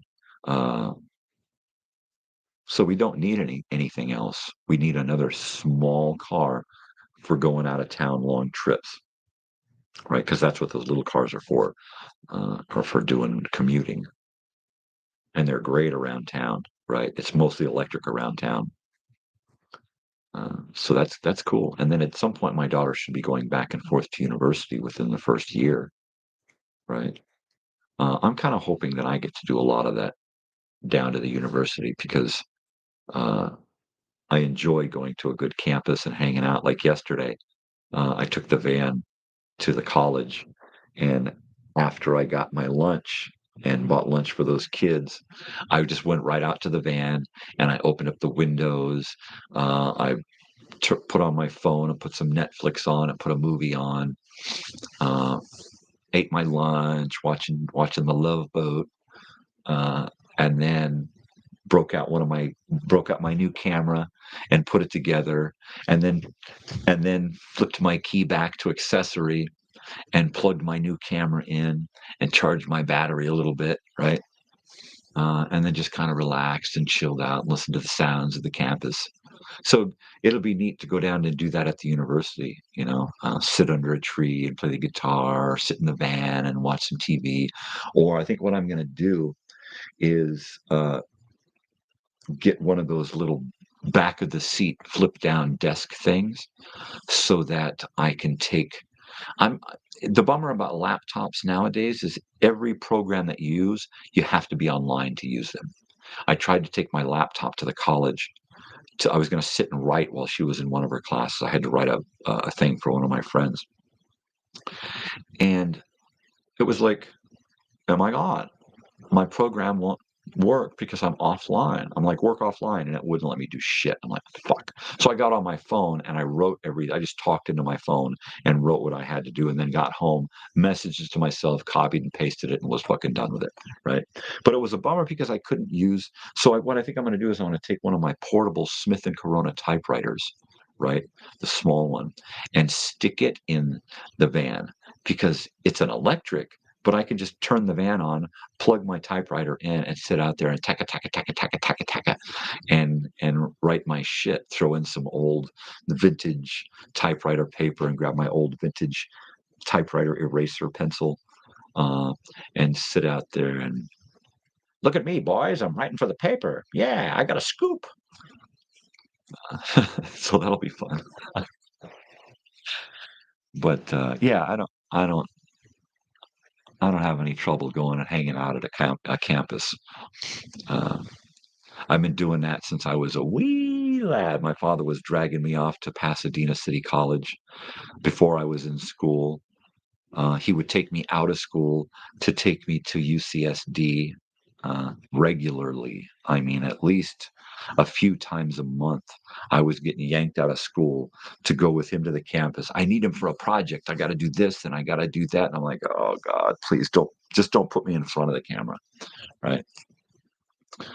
But, and then like 20 years ago, I went to school at San Jacinto College to try my shot at a college degree, and I failed. I got a couple of classes, I got decent grades, but mostly I just got F's and D's and shit. And mainly because I was doing it for the wrong reasons, right? I wasn't doing it for me. I was doing it for a degree. I got to achieve something. I got to do something. Going to make something of myself. This last time I did college, 10 years ago, I did it for me. I was like, you know what? I'm just going to do stuff that I want to do. To hell with the degree. If I make a degree, it'll be a miracle. It'll be neat, but I'm not looking for that. And I had a ball, and I got straight A's. Everything even the classes that I had to take that I didn't really want to take, but I had to take them because, you better stick to some kind of curriculum. So I did, and I got straight A's. I got straight freaking A's. I was on the dean's list. I was on the president's list. My daughter and I both one year got on the president's list. It was fantastic. We got little buttons, little little award thingy. It was cute. Father and daughter making good grades.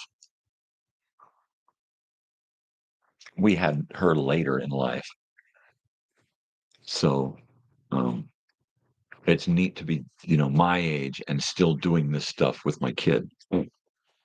So that's pretty cool. My friend Andy really had kids later in life, and his kids are really young. So he's got a lot to look forward to. I mean, there's just so many neat things coming his way, uh, having to do with the kids. And he's got a boy and a girl. He got real lucky. He got one of each, um, and that's just an awesome thing. And he got you know blessed with an awesome wife too, and she's very very uh, hands on She likes to make things, make clothes, just like my wife. I wish they lived closer. I wish we lived closer because we would just they would really hit it off. They would really hit it off. Yeah, that's awesome. So yeah, so my daughter's going to be graduating in May, and we don't have any family to speak of around, right? Everybody lives so far away. My brother and his family they live up in Oregon. Oregon. Um, and I'm not real close with my sister, so that's probably not going to happen. Um, and then my daughter's godparents, my my sister's or my wife's sister and her husband, Mercedes and Mark Anthony. I think they're going to be going down to Mexico at that time, as are most of my in-laws. So that's kind of bogus, and I can't get my brother down here for that. His schedule just ain't gonna happen. He's got his granddaughter, and she's going to school from his place.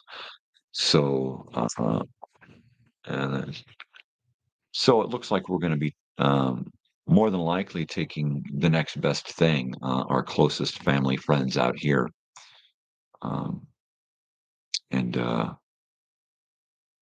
hoping, I'm hoping that their girls um, manage to not just graduate from out here at the school, but actually move on to the college out here because it's a great experience when you graduate out here from this high school. As a local, you get your college experience for free. And if you take advantage of all of the little programs, you actually come away with it uh, with way more than you do going into it. You know, so there's a lot of opportunity in education, especially out here, especially being a local, especially being a Californian. It's just so inexpensive, right? And it's a good education that's gonna help her snowball her education, and just go in so many. She's got the opportunity to go in so many directions, and it'll be neat for her to be able to be some kind of role model or influence to our friends who are a little younger, you know, and because I've been kind of a anti role model. It's like, I'm a role model of this is what you don't want to do, or you're going to wind up like this guy. You don't want to wind up like him. Dude, he's bagging on you again. But that's cool. I mean, I got no trouble saying, hey man, like I totally made these mistakes in my life. Don't make the same mistakes I made, right? Don't do the things, I don't want to sound like my grandfather. Do as I say, not as I do. But that's basically it. I mean, I'm still doing things that I probably shouldn't do. You reach a point to where fuck it, you know. If you're young, you ain't reached that point yet, so don't fuck yourself over. But if I can, help remind people that it's important to listen to that voice on the inside, and take care of yourself and educate yourself, you know. I'm just so happy that my daughter is graduating college and has the chutzpah and the wherewithal to stay with it, and she doesn't really. It's boring for her because she's really not challenged. She has to do stuff that's required of her. She's not doing stuff that she enjoys, so it's not really a challenge. And that's why she can wait till the last minute to do something and then knock it out, and then it be the example of exactly what the teacher wants, right? So, she when she gets to university, and I think after that, she's going to realize how important it is. I'm hoping that at some point she's going to find that click where she's not going to want to stop going to school. She's going to want to stay with it, uh, and and just keep going because she'll find that now she can start doing things for herself, you know, get this degree, get this, and then change it up and say, you know what, I can do anything. You know, I can do anything. I don't have to stay with this. I got several degrees. I can go over and get a degree in this now if I want to do this. You know, hell yeah. Keep going to school. Go to school for the rest of your friggin' life if that's what pleases you. You know, if you can manage it, fucking do it.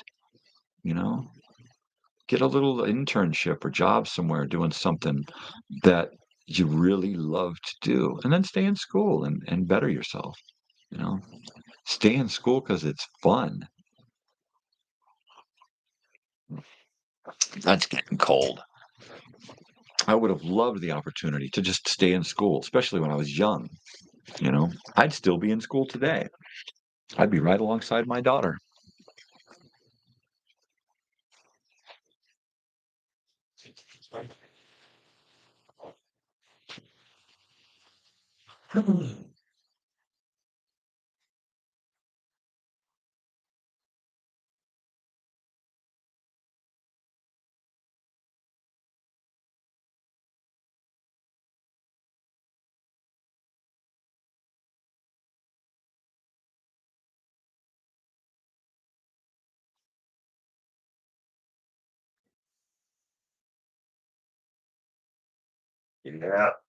Yeah, yeah. I'd have to say that if you're still there, I'd have to say that if you're going to if you're thinking about moving to California, you definitely want to go country.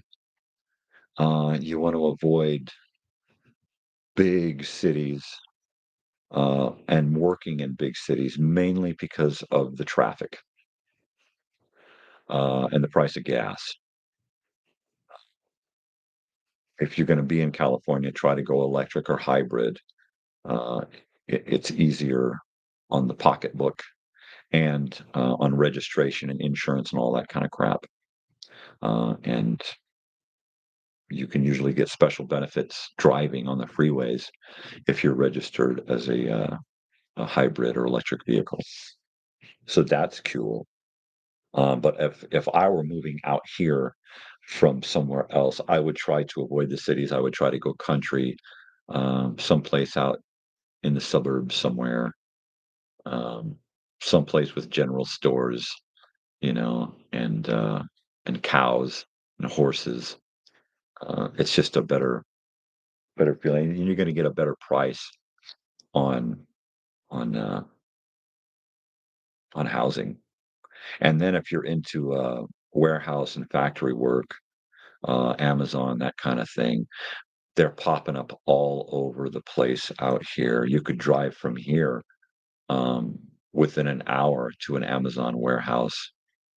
They're all along the 10 and the 60 uh, out here. They're just everywhere. I know there's this huge facility that just opened up out in Beaumont, Banning area between Beaumont and Menifee. I'm not Menifee. Moreno Valley. Between Moreno Valley and Beaumont, opened up a huge Amazon facility. So there's all kinds of work, but that's like everywhere you go, the Amazon facilities are popping up, and it's just so easy to find work. I get to let a dog out.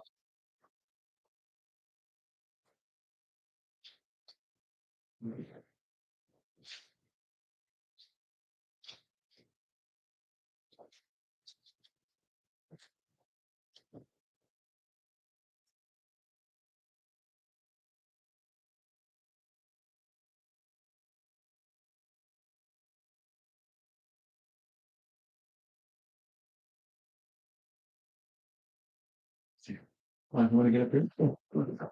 Come on, there you go. Come on, come on. There you go. Very good. There you go. Up you go. Up you go, big dog. You go, big dog. Big dog. All right. One dog up and into another room, and a big dog up and out here. Big face. Good morning. Yeah, I used to do factory work. I was in plastics for a while, manufacturing literature and sign holders and plastic displays and stuff. That's where I met my wife. Um, and that was fun. I enjoyed that. I was creating samples and prototypes. I built 21 of these tables they used to manufacture, right? These plastic things. And so he brought me in to help paint and ready the factory. And then he said, "Hey, you want to stick around and build these machines? I got all the parts and everything stacked up. You just got to put them together." So I did that. And while doing that, I learned how to create these pieces of plastic too. So it was like, "Hey, you want to stick around now and help run the company?" And I was like, "Okay." And so I learned how to be a supervisor. And then at some point, I became the entire production director. And then when I went to another plastics company, I was the production guy, and then eventually took over as the prototype guy who made all these cool samples. And I would get blueprints from somebody, and I would interpret that into a piece of plastic, and then fold it and bend it into a shape, because you heat up the plastic and then you can bend it and cool it, and then it retains its shape. And so I would create a die cut schematic, and then have a die made so that it can be stamped out of plastic, a shape, and then you could take that shape and then bend it with heat into a product, right? And so I was responsible for doing that, and I loved the whole factory thing, working on a product from paper to finished boxes of material going out, finished boxes of product. And that was fun. And I was in charge of a lot of stuff, and it was neat to be able to do that, you know. And oh, see, you're a supervisor, so you know what I'm talking about. It's kind of fun to be able to make a rapport with people and get to know people, and teach people how to do stuff, and then learn from people about things. What's really neat is that most of the people who were working there had been doing it like 5, 10, 8 years and that kind of stuff, like my wife. So they were always teaching me stuff, and it was neat. And most of the employees spoke Spanish, so I was learning language too. Um, and it was really a beautiful experience in my life. I've got a lot of photographs of those memories, and I got my wife. I mean, I met my wife during all of that, and we worked together. We started working together, and we've been working together ever since. That's just because we work so well together. It makes our marriage seem more like a partnership than a marriage, and that's the way it should be. And that's awesome. Cheers. What time is it? Oh, it's only 7, so she'll probably sleep for another hour or more. We were kind of up late, and if we don't have anything pressing to do, I prefer she sleep in because she deserves it. She carries a lot of the weight since I got disabled, um, and stopped doing all that handyman stuff. Uh, and as time has progressed, the ability to do things has greatly decreased. So yeah, I mean, some days I can literally only get up out of bed, feed myself, and go back into bed, uh, and that's just the pain, you know. Thankfully, I've gotten rid of a lot of the depression, um, but it's routine. I think it's routine that's helping me to shake off that, and to just get used to the friggin' pain and deal with it. You know, uh, I don't think I could be a supervisor in the condition that I'm at now. I just, you know, some days I can't even function, and to be able to have to help somebody else function, new ways. Some days I'm like, "Honey, feed me, please. I can't do anything for myself. Can you please make me some food? Can you please help feed me?" I feel like, a kid. And she loves me and takes care of me. Yep. I figure I'm gonna go out of this world the same way I came in, right? Naked, bald, toothless, confused, and pissed off, right? And I'm sure she'll be right there wiping the drool from my chin, you know, or at least wringing out my beard. Oh, jeez. Uh, yeah, you know what? I've been a supervisor a couple of times, and I never really enjoyed it. Uh, it wasn't until recently when I just decided, you know what? The last time I was a supervisor, I just decided I'm not going to be somebody's frickin' keeper. You know, they either got it together or they don't. I'm not going to carry anybody's load. I'm not going to try to be a nice guy, but I'm not going to be an asshole either. I mean, I'm not going to write anyone. Hey, man, you either do or you don't. You know, I'm sorry you didn't. It's just the way it is. You're gone. You know, them's the breaks. You know, I'm not going to coddle you. I'm not going to torture you. You know, but you got to do your job. Anybody know of a YouTube store? I really want to get some YouTube swag. That's what I really need to do. What are my reminders for the day? I got to sign up with McAfee and get my computer safe. Um, boogie, boogie, boogie, boogie, boogie. I need to get a world map and pins, a world map and pins, so I can start putting pins in the places where I have new friends on YouTube.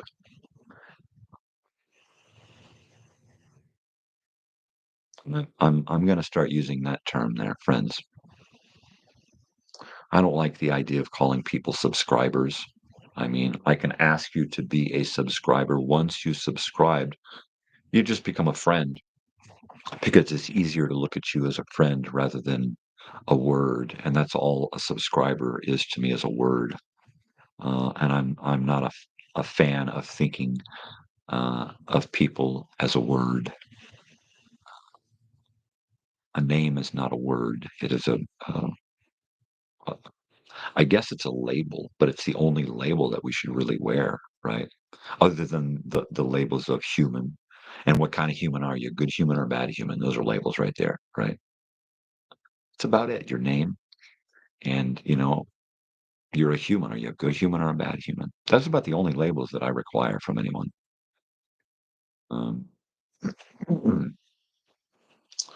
what is this? Tongs. Oh, I know what this is. This is discussing that show. So I need to dig up some magazines and TV guides and stuff from my collection and try to work it into the next season, because I'm going to put up a camera on board so I can display articles and stuff. So that'll be cool. What do we got here? Um, oh, this is more about the shows that we watched. We need to do Night Beat. So let me go here and get mags and TV guides. I don't want that pen. Mags and TV guides. Um, and Night Beat. I think Night Beat is going to be the next show that we listen to in 2 weeks. Um, when I come back with season 3. So yes, I will be taking a week off. That is a definite. I will be taking all of next week off to paint my house, if I'm lucky, and to retool my show here and try to come up with a cabinet to get it all into to make it more manageable. Uh, so there's that. And then we can get rid of this one. Oh, look at that one here. What's this one say? We don't need that one anymore either. Doobity boobity boo.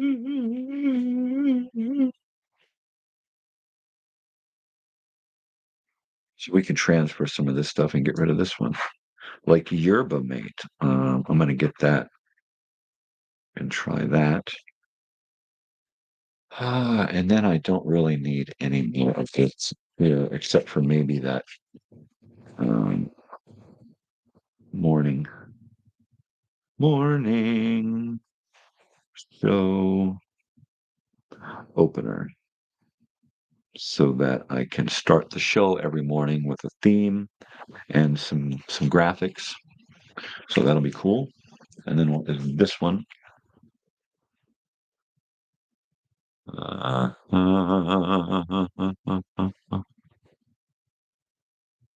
Okay, and that is an idea that I got to throw by somebody. Mhm. There we go. And that takes care of a bunch of those. All right. Come on, you can do it. There we go. So let's see, what else do we have on the plate for today? That's right. I'm going to be stripping down all of my equipment, but not today. I guess today is just cleaning a house and going to the dentist and gathering my painting materials. That sounds boring. That sounds really boring. Really does.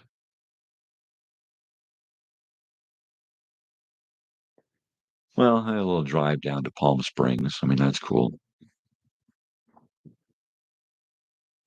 There's a neat place to visit. Kind of right about the same place where you turn to come up to Joshua Tree from the 10. You can turn there and go to Palm Springs. That's a cool downtown area there to check out, the 111 and Indian Canyon.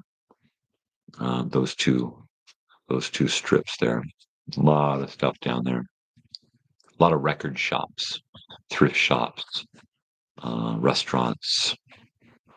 Uh, they just built a huge addition to the casino down there, and they just built a huge hotel. And the downtown has undergone a lot of changes in the last few years. They really gentrified the place, a lot of gentrification going on. It's really not too peaceful down there anymore. Like my hometown, Elsinore, they just ripped out uh, like almost all of Old Town Elsinore. I mean, from the freeway all the way down to the lake, they just pretty much stripped out this whole area. And they've decided, okay, we're just going to redevelop it all the way down to the lake and put in a pier and a Ferris wheel and restaurants and, like a Hard Rock Cafe. And they're just going to go all downtown Disney in my old hometown of Elsinore, which is like, what? What? So we'll see how that flies. Not many people were happy with the thought of just complete demolition of everything down there that was from the past, right? They saved a couple of buildings, the Chimes, and I think the old Ambassador Hotel, and the old Lodge building, right? But I mean, it's like everything else is like gone, right? Just wiped out, rubbed out, erased, gone. Uh, and they could do that because the people who we get to run the city, they own it. They decide the fate, and if you get a bunch of money grubbers on there who just see money in the future, well, let's see how we can change this to better rake in the cash. That's where change really bites me in the ass. Change for the sake of growth is cool. Change for the sake of raking in an extra fucking piece of gold. No, that's why I couldn't do education for the sake of the education itself. It's like it had to be for me in order to make it worth it. You know, like if I do something for somebody else, uh, I'm doing it because they need that help, but I'm also doing it because it makes me feel good. I gotta have that. I gotta have something for me, even if that's what it is. And usually that's all I require is a feel good moment. Oh, wow, that's awesome. I feel spectacular now. Thank you. All right. Pain management. Well, it looks like it's just been you and me, Joel, all morning long. We've had a bunch of people checking in and checking out, but mostly they just check out. I bet it's somebody that I know, and they're too scared to say anything. They're too scared for their name to pop up on a show where a guy's doing bong hits. I think that's probably it. I don't want to be seen putting a comment here where somebody could trace me back to Bong Hit Boy.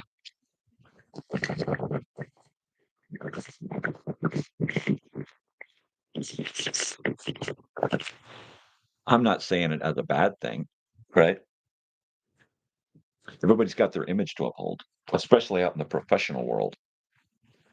I mean, my comments are constantly deleted by friends because it don't fit in with their way of life, or the people that they know might look at that and go, "You don't do that, do you?"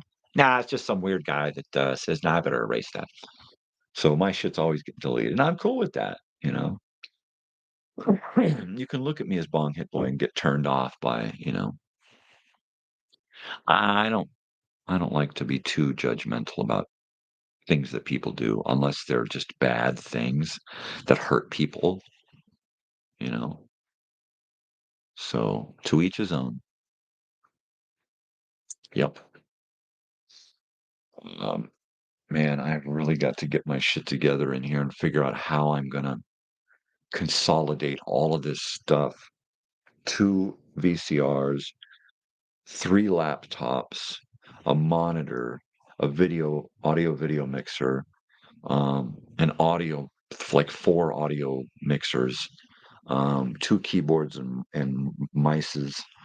It's just, and I've got to put it all into a small area so that it's manageable, so that I don't have shit spread out all over like on this desk. I mean, I literally have 7 feet line of crap here that's 2.5 feet deep. I got cables everywhere, and that needs to be managed, which means they have to be um, that's it. They have to be, dealt with so that they can be pulled out, hooked up, and then retracted easily. Uh, Maybe I should look into the small extension cord wind up things, spools, right? And if I can get a couple of small ones, I can use those for HDMI cables because my HDMI cables run from 25 to 50 feet, right? That's a lot of HDMI. So if I've got those on little spools that I can hang off the backside of my little cabinet, and what I thought was getting is the biggest black pipe, plastic PVC pipe or PETG, the biggest PETG pipe that I could get with some bottoms, right? And turn them into uh, like a quiver for arrows, turn them into like a quiver for my tripods, and have like four tripod deals. And then maybe on each one of those, have a hook and a spool, a wind up spool with, I'm just spitballing here, with my HDMI and extension cords all wound up. And then in the bottom drawer, I can have cameras slipped in little foam sockets, right? And then a drawer with microphones, and then maybe another drawer with other cables, and have a bunch of stuff that's always hooked up. And then just have it so that everything is always hooked up. And then I set up a tripod, put up on a camera, add a couple of cables to it, and I'm ready to go. Right. Fingers crossed that that's the way it works out, because I need to be able to have this done in the morning, fold everything up, take a nap, and then take it to open mic and set it all up, and then bring it home after open mic and set it all up again for the following day's live morning show. So Monday, Tuesday is going to be an horrendous undertaking, right? especially if I'm always bagging shit up differently, right? And my thing is routine. It's got to have an order. It's got to have a series of, 1, 2, 3, 4. So having everything in one cabinet is going to be real important. You know, open up a drawer, pull out a laptop, pull the cables, plug it in. It's ready to go. Set up some cameras, plug them in, turn it on. It's ready to go. So I need to be able to set my shit up in like a half an hour. That's a tall order right now. If I had to unplug everything here, take it somewhere and set it up, I really would not remember exactly how it was set up here. If it's always set up and all I have to do is go jack, jack, jack, jack, on, plug, this, that, then then it becomes routine and it becomes unforgettable and manageable. And then I could, break it down here in a half an hour, set it up over there in a half an hour, bring it home, set it up here in a half an hour. Bing, bang, boom. So until it's like that, I don't think that I could realistically pull it off. Uh, Monday Night Live and 4 mornings a week live. And then the occasional Friday Night Live, either here or on a remote location somewhere. Which reminds me, one of my deals is that when I get a chance, preferably this week while I'm setting things up, I can drag shit out. Did my sound freeze up? But it would be to drag everything out and do a remote location check uh, from somewhere other than here. I need to find a place with a really good signal that I can set up on a hilltop somewhere and try it out. And I'm talking about all of this. I'm talking about taking the cabinet with everything in it and setting it outside or having it in the van in front of a chair so that all I have to do is take cameras out and set them and turn everything on and go live from a fucking hilltop somewhere. I'll take a rug, throw it out and break out my drum kit and throw it out there in the middle of nowhere and bang on the fucking drums for an hour live. If it so pleases me. If it so pleases y'all, right? I mean, what the hell? I gotta grab a cereal bar. I'm gonna just go.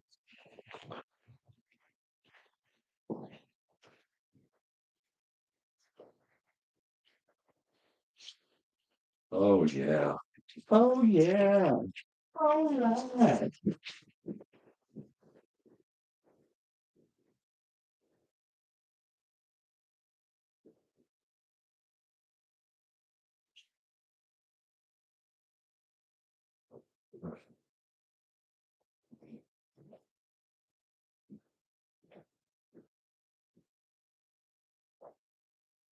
Oh yeah.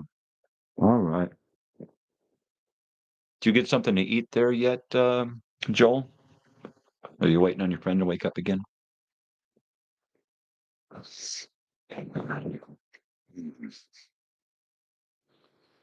Wow. Hi, baby. What a sleepy face. Wow. Right on. What's your schedule like today? What are you guys? When are you guys heading out? What's your plans along the way? When are you going to be here? Oh, right on. Things are finally starting to jibe.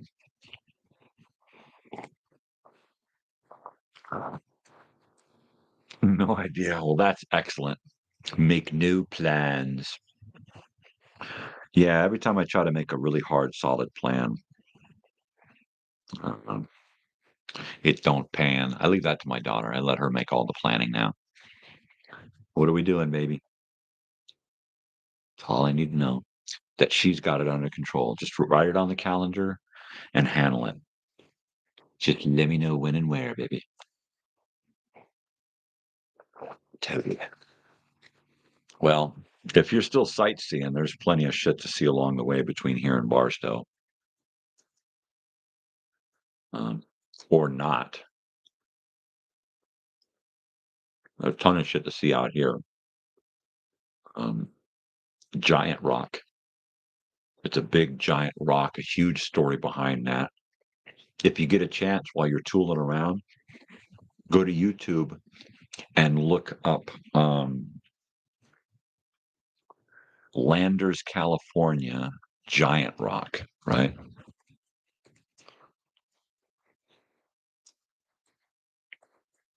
And I'll put it in the comments here.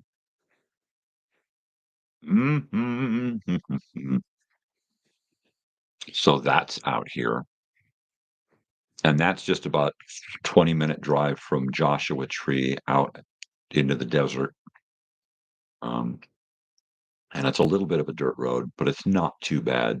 A little washboard on occasion. But I used to take my Saturn out there all the time. I take my van out there all the time, and it rides pretty low because it's a conversion. But it's a huge rock, and there's a huge story behind it. If you get a chance, watch the little documentaries that are on YouTube about it. Um, Also, there is the Purfoy Museum, and that's easy to find and look up. That's just right down the road from here, and it's this older gentleman who moved out here and started taking junk and creating art with it. They just pulled some of his stuff out of the Guggenheim in LA and brought it back out here. So his stuff is always on display in other museums. And you drive out there and it's just a row of toilets with boots underneath it. I mean, it's just weird shit, right? But it's neat. It's desert stuff. It's deserty. And then, of course, there's the park, Joshua Tree Park. And that's neat to go hang out, check out. Um, oh yeah, there's Pioneer Town, and that's an old movie town where they used to make cowboy movies, westerns, and stuff. And I think it was Gene Autry? I think it was Roy Rogers that used to film stuff out there and had a barn where they used to do sound and record songs and stuff because they were so far from any place, and Palm Springs wasn't all that much back then.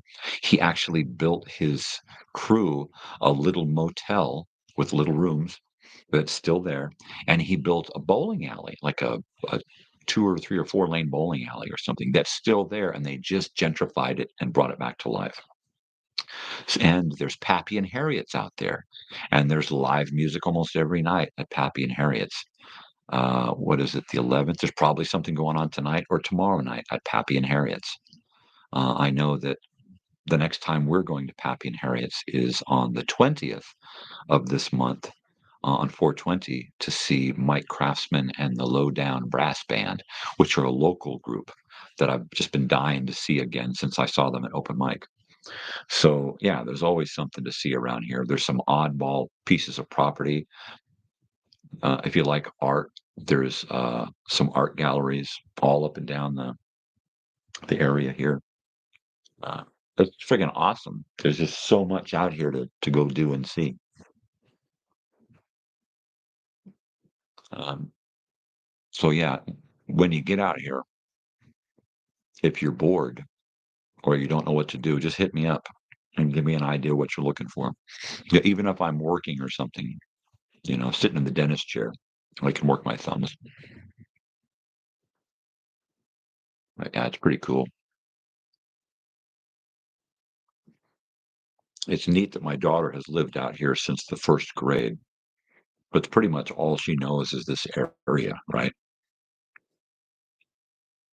And that's something I never had.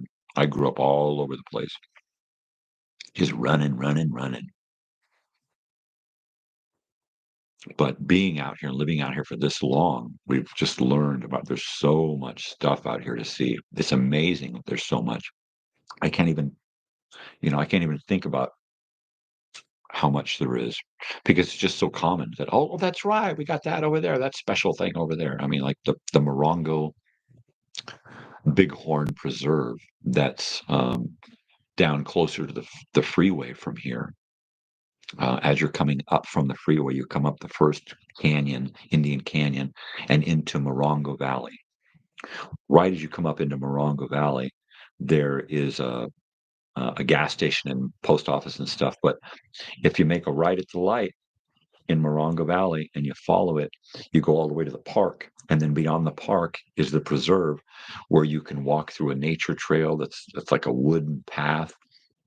Then you can walk out into the Morongo Bighorn Preserve and actually see these things grazing in the hills and stuff most of the time. It's pretty cool, you know. And then the Spaghetti Western is right there in Morongo Valley, and they've got the best live stuff in that part of town. The greatest open mic nights, really, really good food, great people.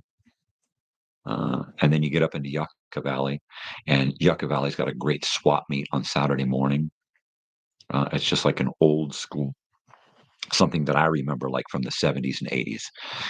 The swap meet that I remember, that's the one that's up here in Yucca Valley. We had a great one in Elsinore called Peddler's Village that just became defunct after a while when Home Depot bought it up the property and demolished everything. But everything is really kind of old school up here. Uh, and then you can, you know, once you're right there in Yucca Valley, it's like right off to Landers in one direction and then right continue on to Joshua Tree.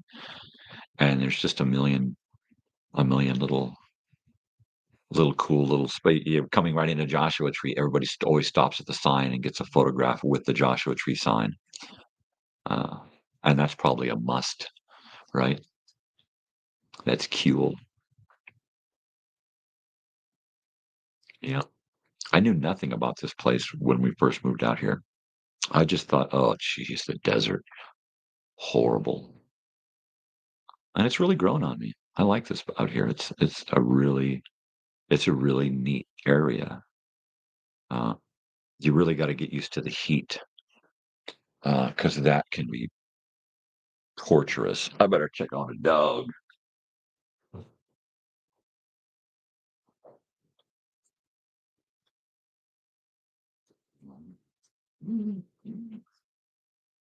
Sleep. You got nothing to do. Oliver. Good morning, Oliver.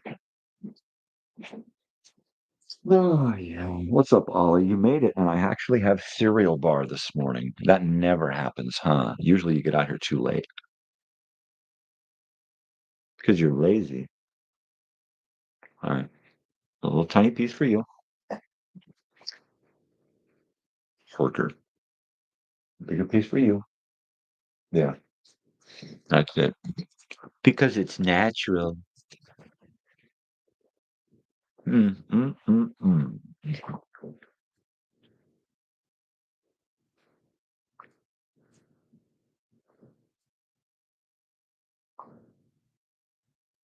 Hi, Ollie. Yeah, there's a lot of weird stuff out here. A lot of weird stuff. There's a huge art and music community out here. I mean, it's just crazy. I didn't know anything about that until um, 10 years ago when I went to the college and studied art. And then I found out that there's just this huge art thing out here. There's a thing called the 62 art tours. Our our valley, or not a valley, it's a basin. They call it a basin, the Morongo Basin. And Highway 62 is the main road through the whole area up here, Highway 62. So annually, they have the Highway 62 Arts Tour. And a lot of the artists out here, hundreds of artists join this tour, and you get a book and you follow the book and it tells you where they live, where their studio is, and you go directly to their studio, visit their working art studio and gallery, and are able to see the artist working and talk with the artist, meet the the artist and all of his stuff and or her, and and actually purchase art directly from the artist, right? And it's a phenomenal thing. I took part in it once and actually sold a piece of art that's still on display out here.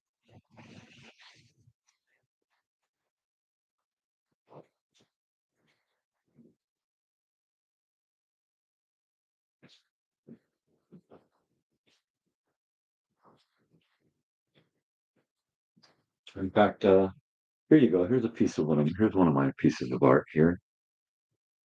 Right? I painted that. Isn't that special? Hey, look, he's an artist. Oh my God, that's hideous.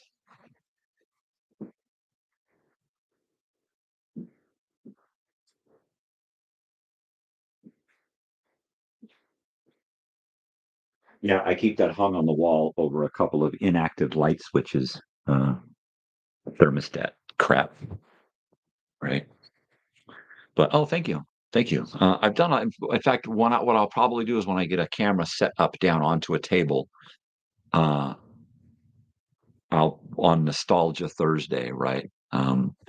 What I'll probably do is bring out my portfolios, and we can go through some of my college artwork, and I can dig up some of my paintings out of storage, and we can kind of go through and see. I can make a fool out of myself showing off my college art, right? Um, but that'll be a neat precursor to a Friday Night Live that I'd like to do with my friend's wife, who is an artist. And I'd like to set up an easel with a camera pointed at it because she's a fast artist. She works really fast and does fast sketches, right? And so what I'll do is I'll have her set up, and we could watch her do a sketch of me live. That'll be fucking awesome, right? So showing off my crap will kind of be a precursor to that, and then I'll get an easel set up and cameras and stuff, and have her come over on a Friday night.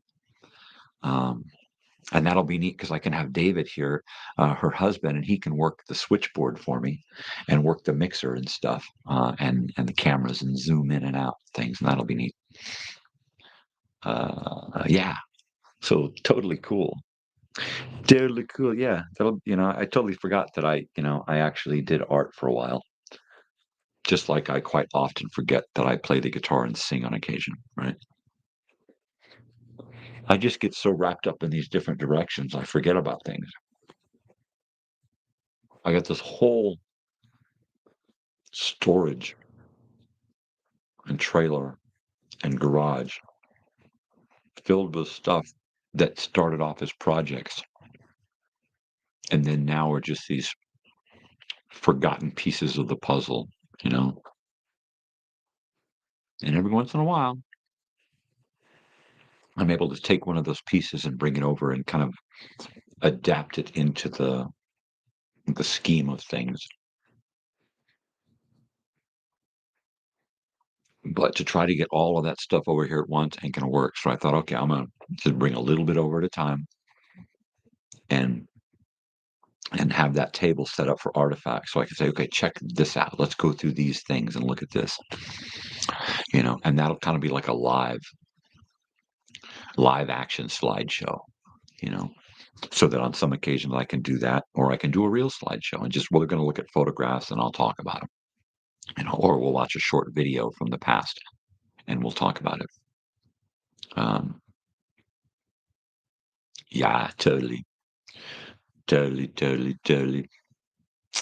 Let's see, 7:39. All right, so we're just about to the top hour three.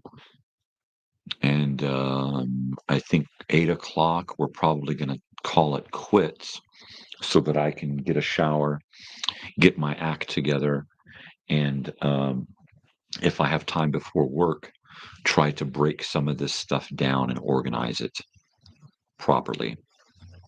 And then I think I have a cabinet here that I can um, kind of take it and manipulate it into what I need.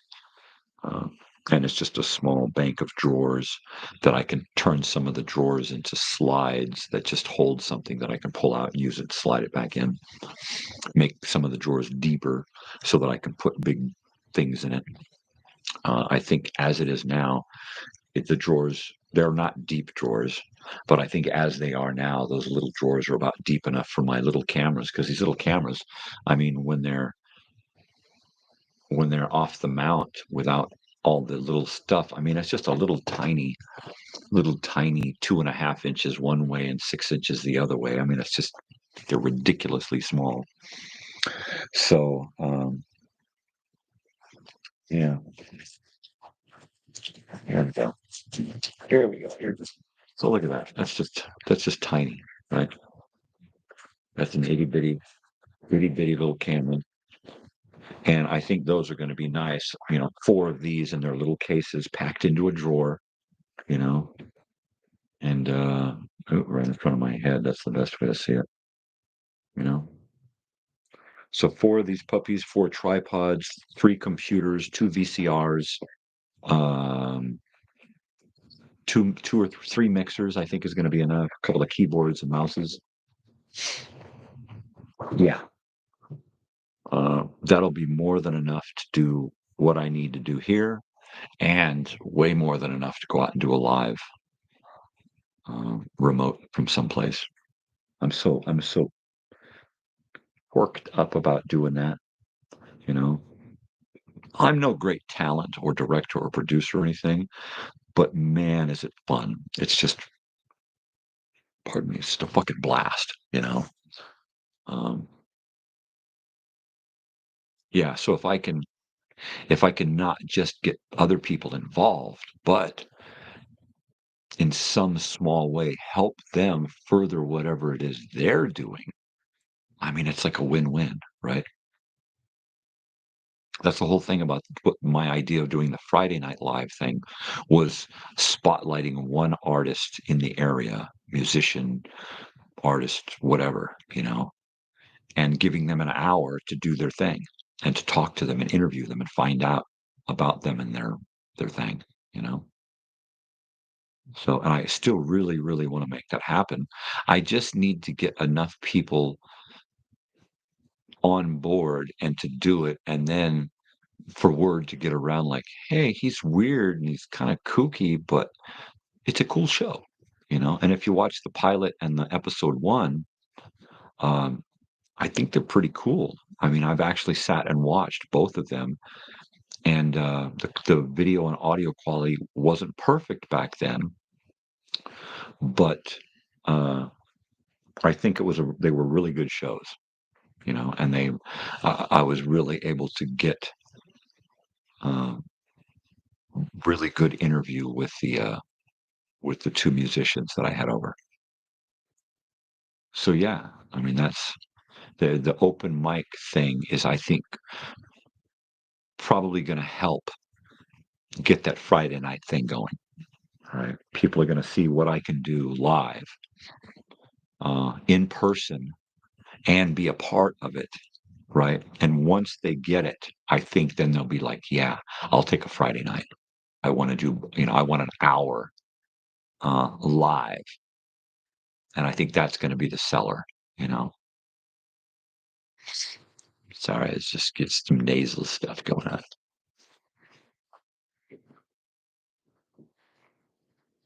So, yeah, fingers crossed.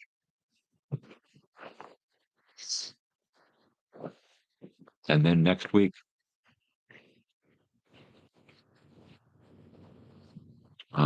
Monday night, if I get in touch with, well, I don't see anything happening Monday night. I'll probably go to open mic on Monday, but I don't, other than maybe live from my phone again, or if I can figure out how to work my camera and mic into my phone, I may go live that way and try to get it figured out that way. I had a really good cell signal from there and Wi-Fi signal, from the towers. So I need to check out their Wi-Fi signal, and if they have a plug. Right now, this is Wi-Fi in my house. This computer over here is plugged in to the Ethernet into the modem, right? But the computer that we're broadcasting through, um, yeah, this one is just running Wi-Fi and it's pretty fast. I don't think that I'm glitchy or freezing up or anything. So, or if the sound is dropping out dramatically. So hopefully with what I have here, I can do a decent live broadcast with just my phone and a camera or with the whole shebang. Uh, and I like to go for the gusto. So I am going to probably this Monday go with a camera if I can swing it. And if I can't go live from my camera through my phone, I'll at least have my camera that I can record better and bring some better pictures and sound, right? And then when I go live with the whole shebang at open mic, I can be wired through his sound and get direct sound, which is going to really help the quality. So yeah, 4 cameras, direct sound. I'll try to get one camera set up way in the back, looking over the top of the audience, right? So you can see the top of my head. I'll have a hat on. Be nice. So I'll set up a camera in the back, looking down and over everybody, and then have 3 cameras on looking at the stage, right? 2 up front, 1 on the side. One in the front, the one up front, I'll be able to move because it'll be next to me and the mixer. You know, uh, I can get 1 or 2 cameras set up with a zoom, so I can zoom in from afar and have them arranged so that when I zoom in and out, it knows where the hell it's supposed to be, right? So this will be a lot of fun. I like the whole planning and setup aspect of doing the live stuff. Every morning I come in here and I have to set up a whole live broadcast, you know. And I've gotten to where I can set it up. Everything's ready to go. All I have to do is turn things on, cameras, and log into computers, and then log into YouTube, and then upload my go live stream and my description and everything, and adjust the cameras and the sound, make sure everything's good to go, and then go live. And now I can do that in about 5 minutes. I can do that about 5 minutes. So I don't need a whole lot of time to uh, turn everything on and start, but I'm going to need about a half an hour to set up physically all of the demands of going live, which means I'm going to have a lot of clips and gaffer's tape and things, wire cables and stuff going up out of the way and dropping down rather than going on the floor. They should go from the camera up into the rafters and then drop down over the top of me right into my shit. Right. That's going to be the best way to do it and get there a couple of hours ahead of time the first time and really get in there and set everything up and do a live test. And it's going to be a fucking ball, you know? So fingers crossed that he's going to be able to swing this with the meeting room.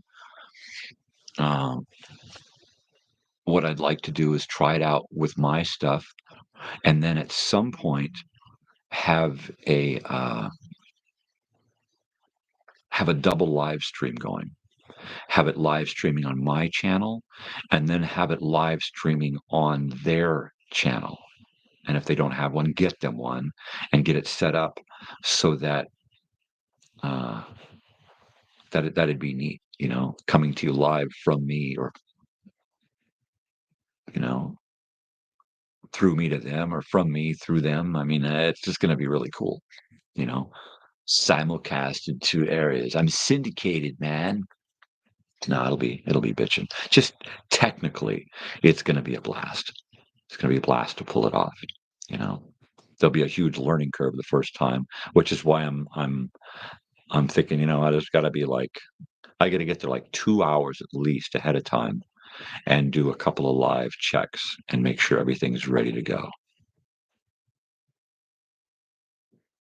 Yeah, I'm just really excited. But yeah, this week I think I'm just going to go there with an extra camera, fiddle around a little bit, maybe talk to the people if he's laid the groundwork, and try to get it set up for the following week. Um, and the kicker is that the following week I'm going to be coming back here with season 3 in the morning, and then have to do the open mic at night, and then come back the following day to do the week's second episode. So Monday, Tuesdays are just going to be a. I love this job. Mm. Oh, that is cold. Oh, pardon me. Oh.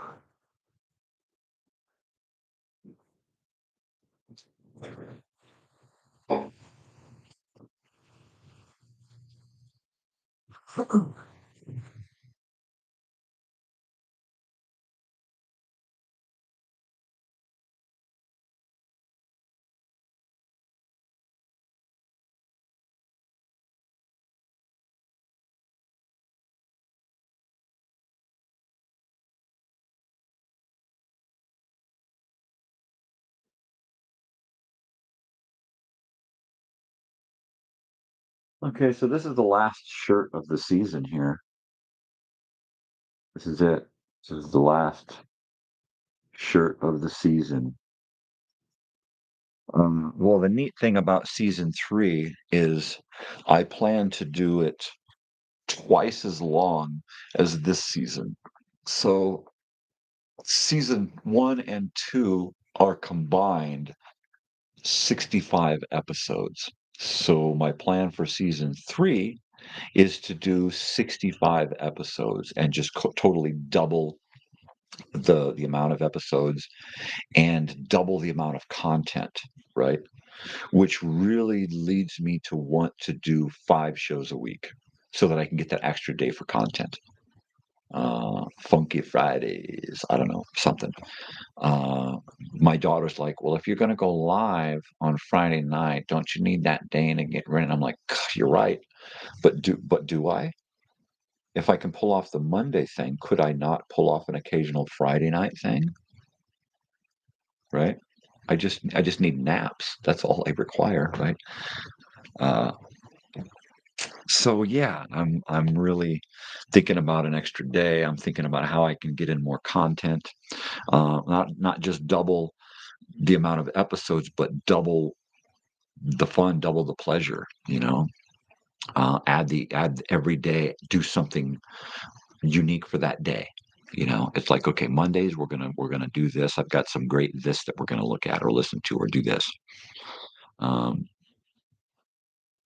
that'll just give me an extra day to fiddle about, an extra day to wear another shirt, right? If I do one night every every week, 1 or 2 nights a week, well, that's an extra shirt that I can wear. And what I'll do is if I'm doing a Monday night thing, the other guy will be the host, so I will just introduce it and then turn it over to him, and then probably at the end of the show, kind of cap things off, right? So it'll be a my production brought to you by me, but it'll be his show, right? At this location. So they'll be like co-producers, I guess, right? So yeah, it'll be really fun to work this out and make it like a real TV show. I'm thinking of something like uh,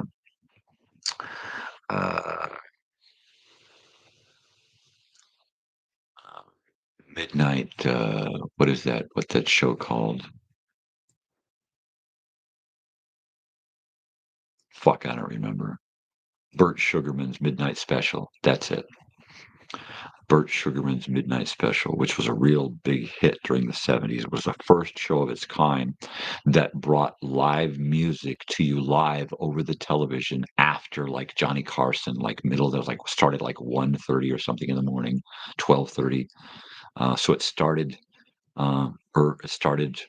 after midnight, and it went on for like an hour and a half, and it was usually broadcast live from wherever they were doing the show, plus live simulcast from different places.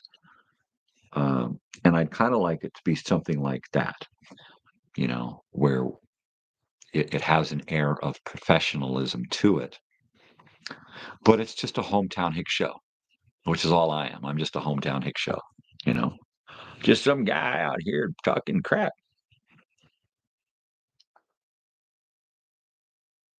So that's going to be a lot of fun. I mean, it's going to be more fun for me than anybody else because I get to sit there and go, how do I hook this up? This is driving me crazy. Yeah, that's it. I thrive on that shit. I just love it. And then maybe I can get it to where it's so basic that it's not a big deal to go from here to there to here and back and forth, right? And to throw it all in my van and take it somewhere else and do it somewhere else. I'd like to make it really basic, you know. And if I can utilize the some of the vacation rentals for a couple of hours just for the ability to plug into a modem, that's going to make live remotes something more professional. It's not going to have those drops. It's not going to be glitchy. So that'll be cool. I'm going to spend some time. If I can hook this camera to a phone, I'm going to be spending some time going around town and finding where I can go to get a good signal.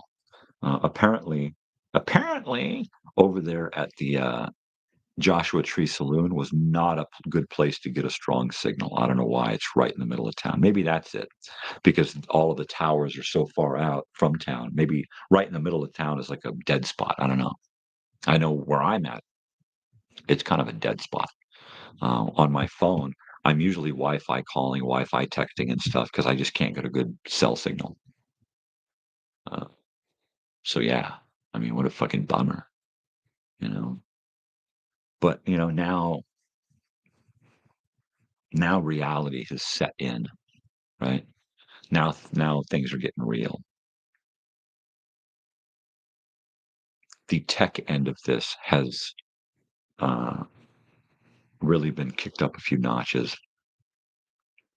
and now I need to make it all work together, and I just love it. So that's going to be my next week. My whole next week is creating openers, creating new content, setting up the new camera angles. We're going to have a 3-camera show here with an additional um, video input that's going to get us all kinds of other stuff, right? More cameras. And I'm going to at some point put an outdoor cam so that I can switch to the sunrise in the morning. All right. So that'll be neat. And I'll just chuck one of my little USB webcams out there and pipe it in here, and that'll be neat. So we're going to just do so much this season, and it should take us through most of the summer. Now, like I said, at some point I may be doing some dental work, as may I. I may just be stuck here editing video, chewing on my gums. So we'll have to see how that works. And because my daughter records every single concert she goes to, I've got a lot of concert video to upload. That's going to take up a lot of my channel and a lot of time. I'm going to make a lot of those concert videos because I've been to a lot of those. So that'll be fun. I've also got a lot of other footage and a lot of other projects to work on. I can create a lot of content and then just narrate it later on when I'm up to talking. So yeah, it's going to be kind of a weird, bizarre summer. A lot of stuff going on. My daughter's got a lot of shows and concerts going on. I've got a lot of shows and concerts going on, plus the show, plus the live stuff in the evenings, plus the video productions. Plus, I still got to work on my own music, which never seem to have time for anymore. My fingers, I'm starting to lose the toughness in my fingers again. So I'm going to have to play, which is going to be a lot of this summer if I'm not doing a lot of live stuff, I'll probably be at least playing the guitar to get my fingers back together because there are songs that I want to capture for posterity, if nothing else, right? Or at least content. So, yeah. So, anyway, let's go ahead and call it quits for today. This has been Crazy Old Weird Bearded Guys in the Morning. Unless I get some kind of announcement from an anonymous viewer that they're there, I'll go ahead and cut off for the day. If I get somebody who hasn't chimed in yet to say that they're there, I'll play a song before I go, right? But otherwise, I'm going to head off for the day, get a shower, get some breakfast, start to break all of this stuff down and rework it into a cabinet, right? So this pretty much wraps up season 2. This brings a close to season 2 of Crazy Old Weird Beard Guy in the Morning. The weird old grubby guy that sits here drinking coffee, wiping his face, smoking bong hits. In fact, let's do that. Let's do one last bong hit for this season because that's just the way I am, right? Hey, look, Marge, he's doing another bong hit. Leave him alone, Harry. He's ritualistic. So let's see. And this stuff is fucking great. I mean, usually I'm just dealing with it for pain or to go to sleep, and it's nice to at some point get something that not just keeps my body pain at bay and doesn't just make me go to sleep, but actually gives me a boost and makes me want to get up and do something. It's hard to find a strain like that. It really is. That wasn't great. But, you know, I'm going to use it to all the ability that I can at this point. Hey, yeah, man, thanks for stopping by. I really hope that you get a chance to cruise through my neck of the woods while you are out in this area. I mean, and while I can hang out and say, what's up, dude? Have a drink or a bite to eat. Go see something. That'd be totally cool. Otherwise, yeah. Uh, have a safe journey. And let me get this out of the way here.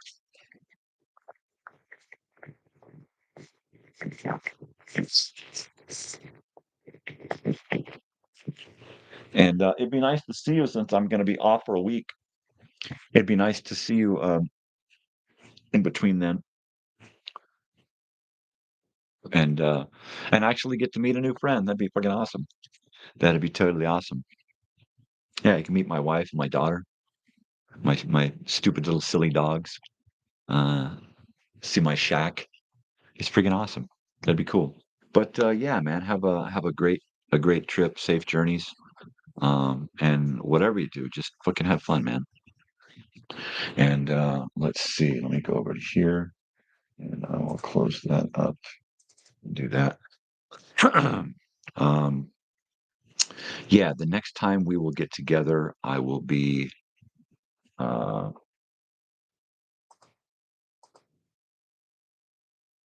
there we go. I will be coming to you live in this location, but it's going to look a whole lot different, and there should be a whole lot more going on every morning. I want the show to get better and better every season and offer you more, not just more to talk about, but more entertaining content to talk about. I hear somebody going by. So I'm going to work on that this week. And unless I get somebody, unless I get a fly on the wall to stop in and say hi, I'm going to take off. If you stop in and say hi now before I go, I'll play a song before I go. Otherwise, I'm going to head out and get into the shower and get some food and get dressed and get outside. Uh, hopefully, not in that order. Uh, but yeah, man. Everybody take care. Thanks a lot for stopping by, weirdos. I couldn't do this without you. I mean, I could, but it wouldn't be as much fun. It really wouldn't. So, yeah, let's do this whole thing there. And until next time, people, and next time, this should look a whole lot different. All right. This show is going to take on a whole new edge. Of course, I'll probably use the same graphics because my daughter made some great graphics for this. And I really love that. But things are going to get better, baby. It's just going to get better, baby. Mo better. All right. Thank you. Love you all. Peace. Take care. Be safe. Be kind. And it's been a great season, people. Thank you so much for hanging out with me. I'll see you in a week. Adios, weirdos.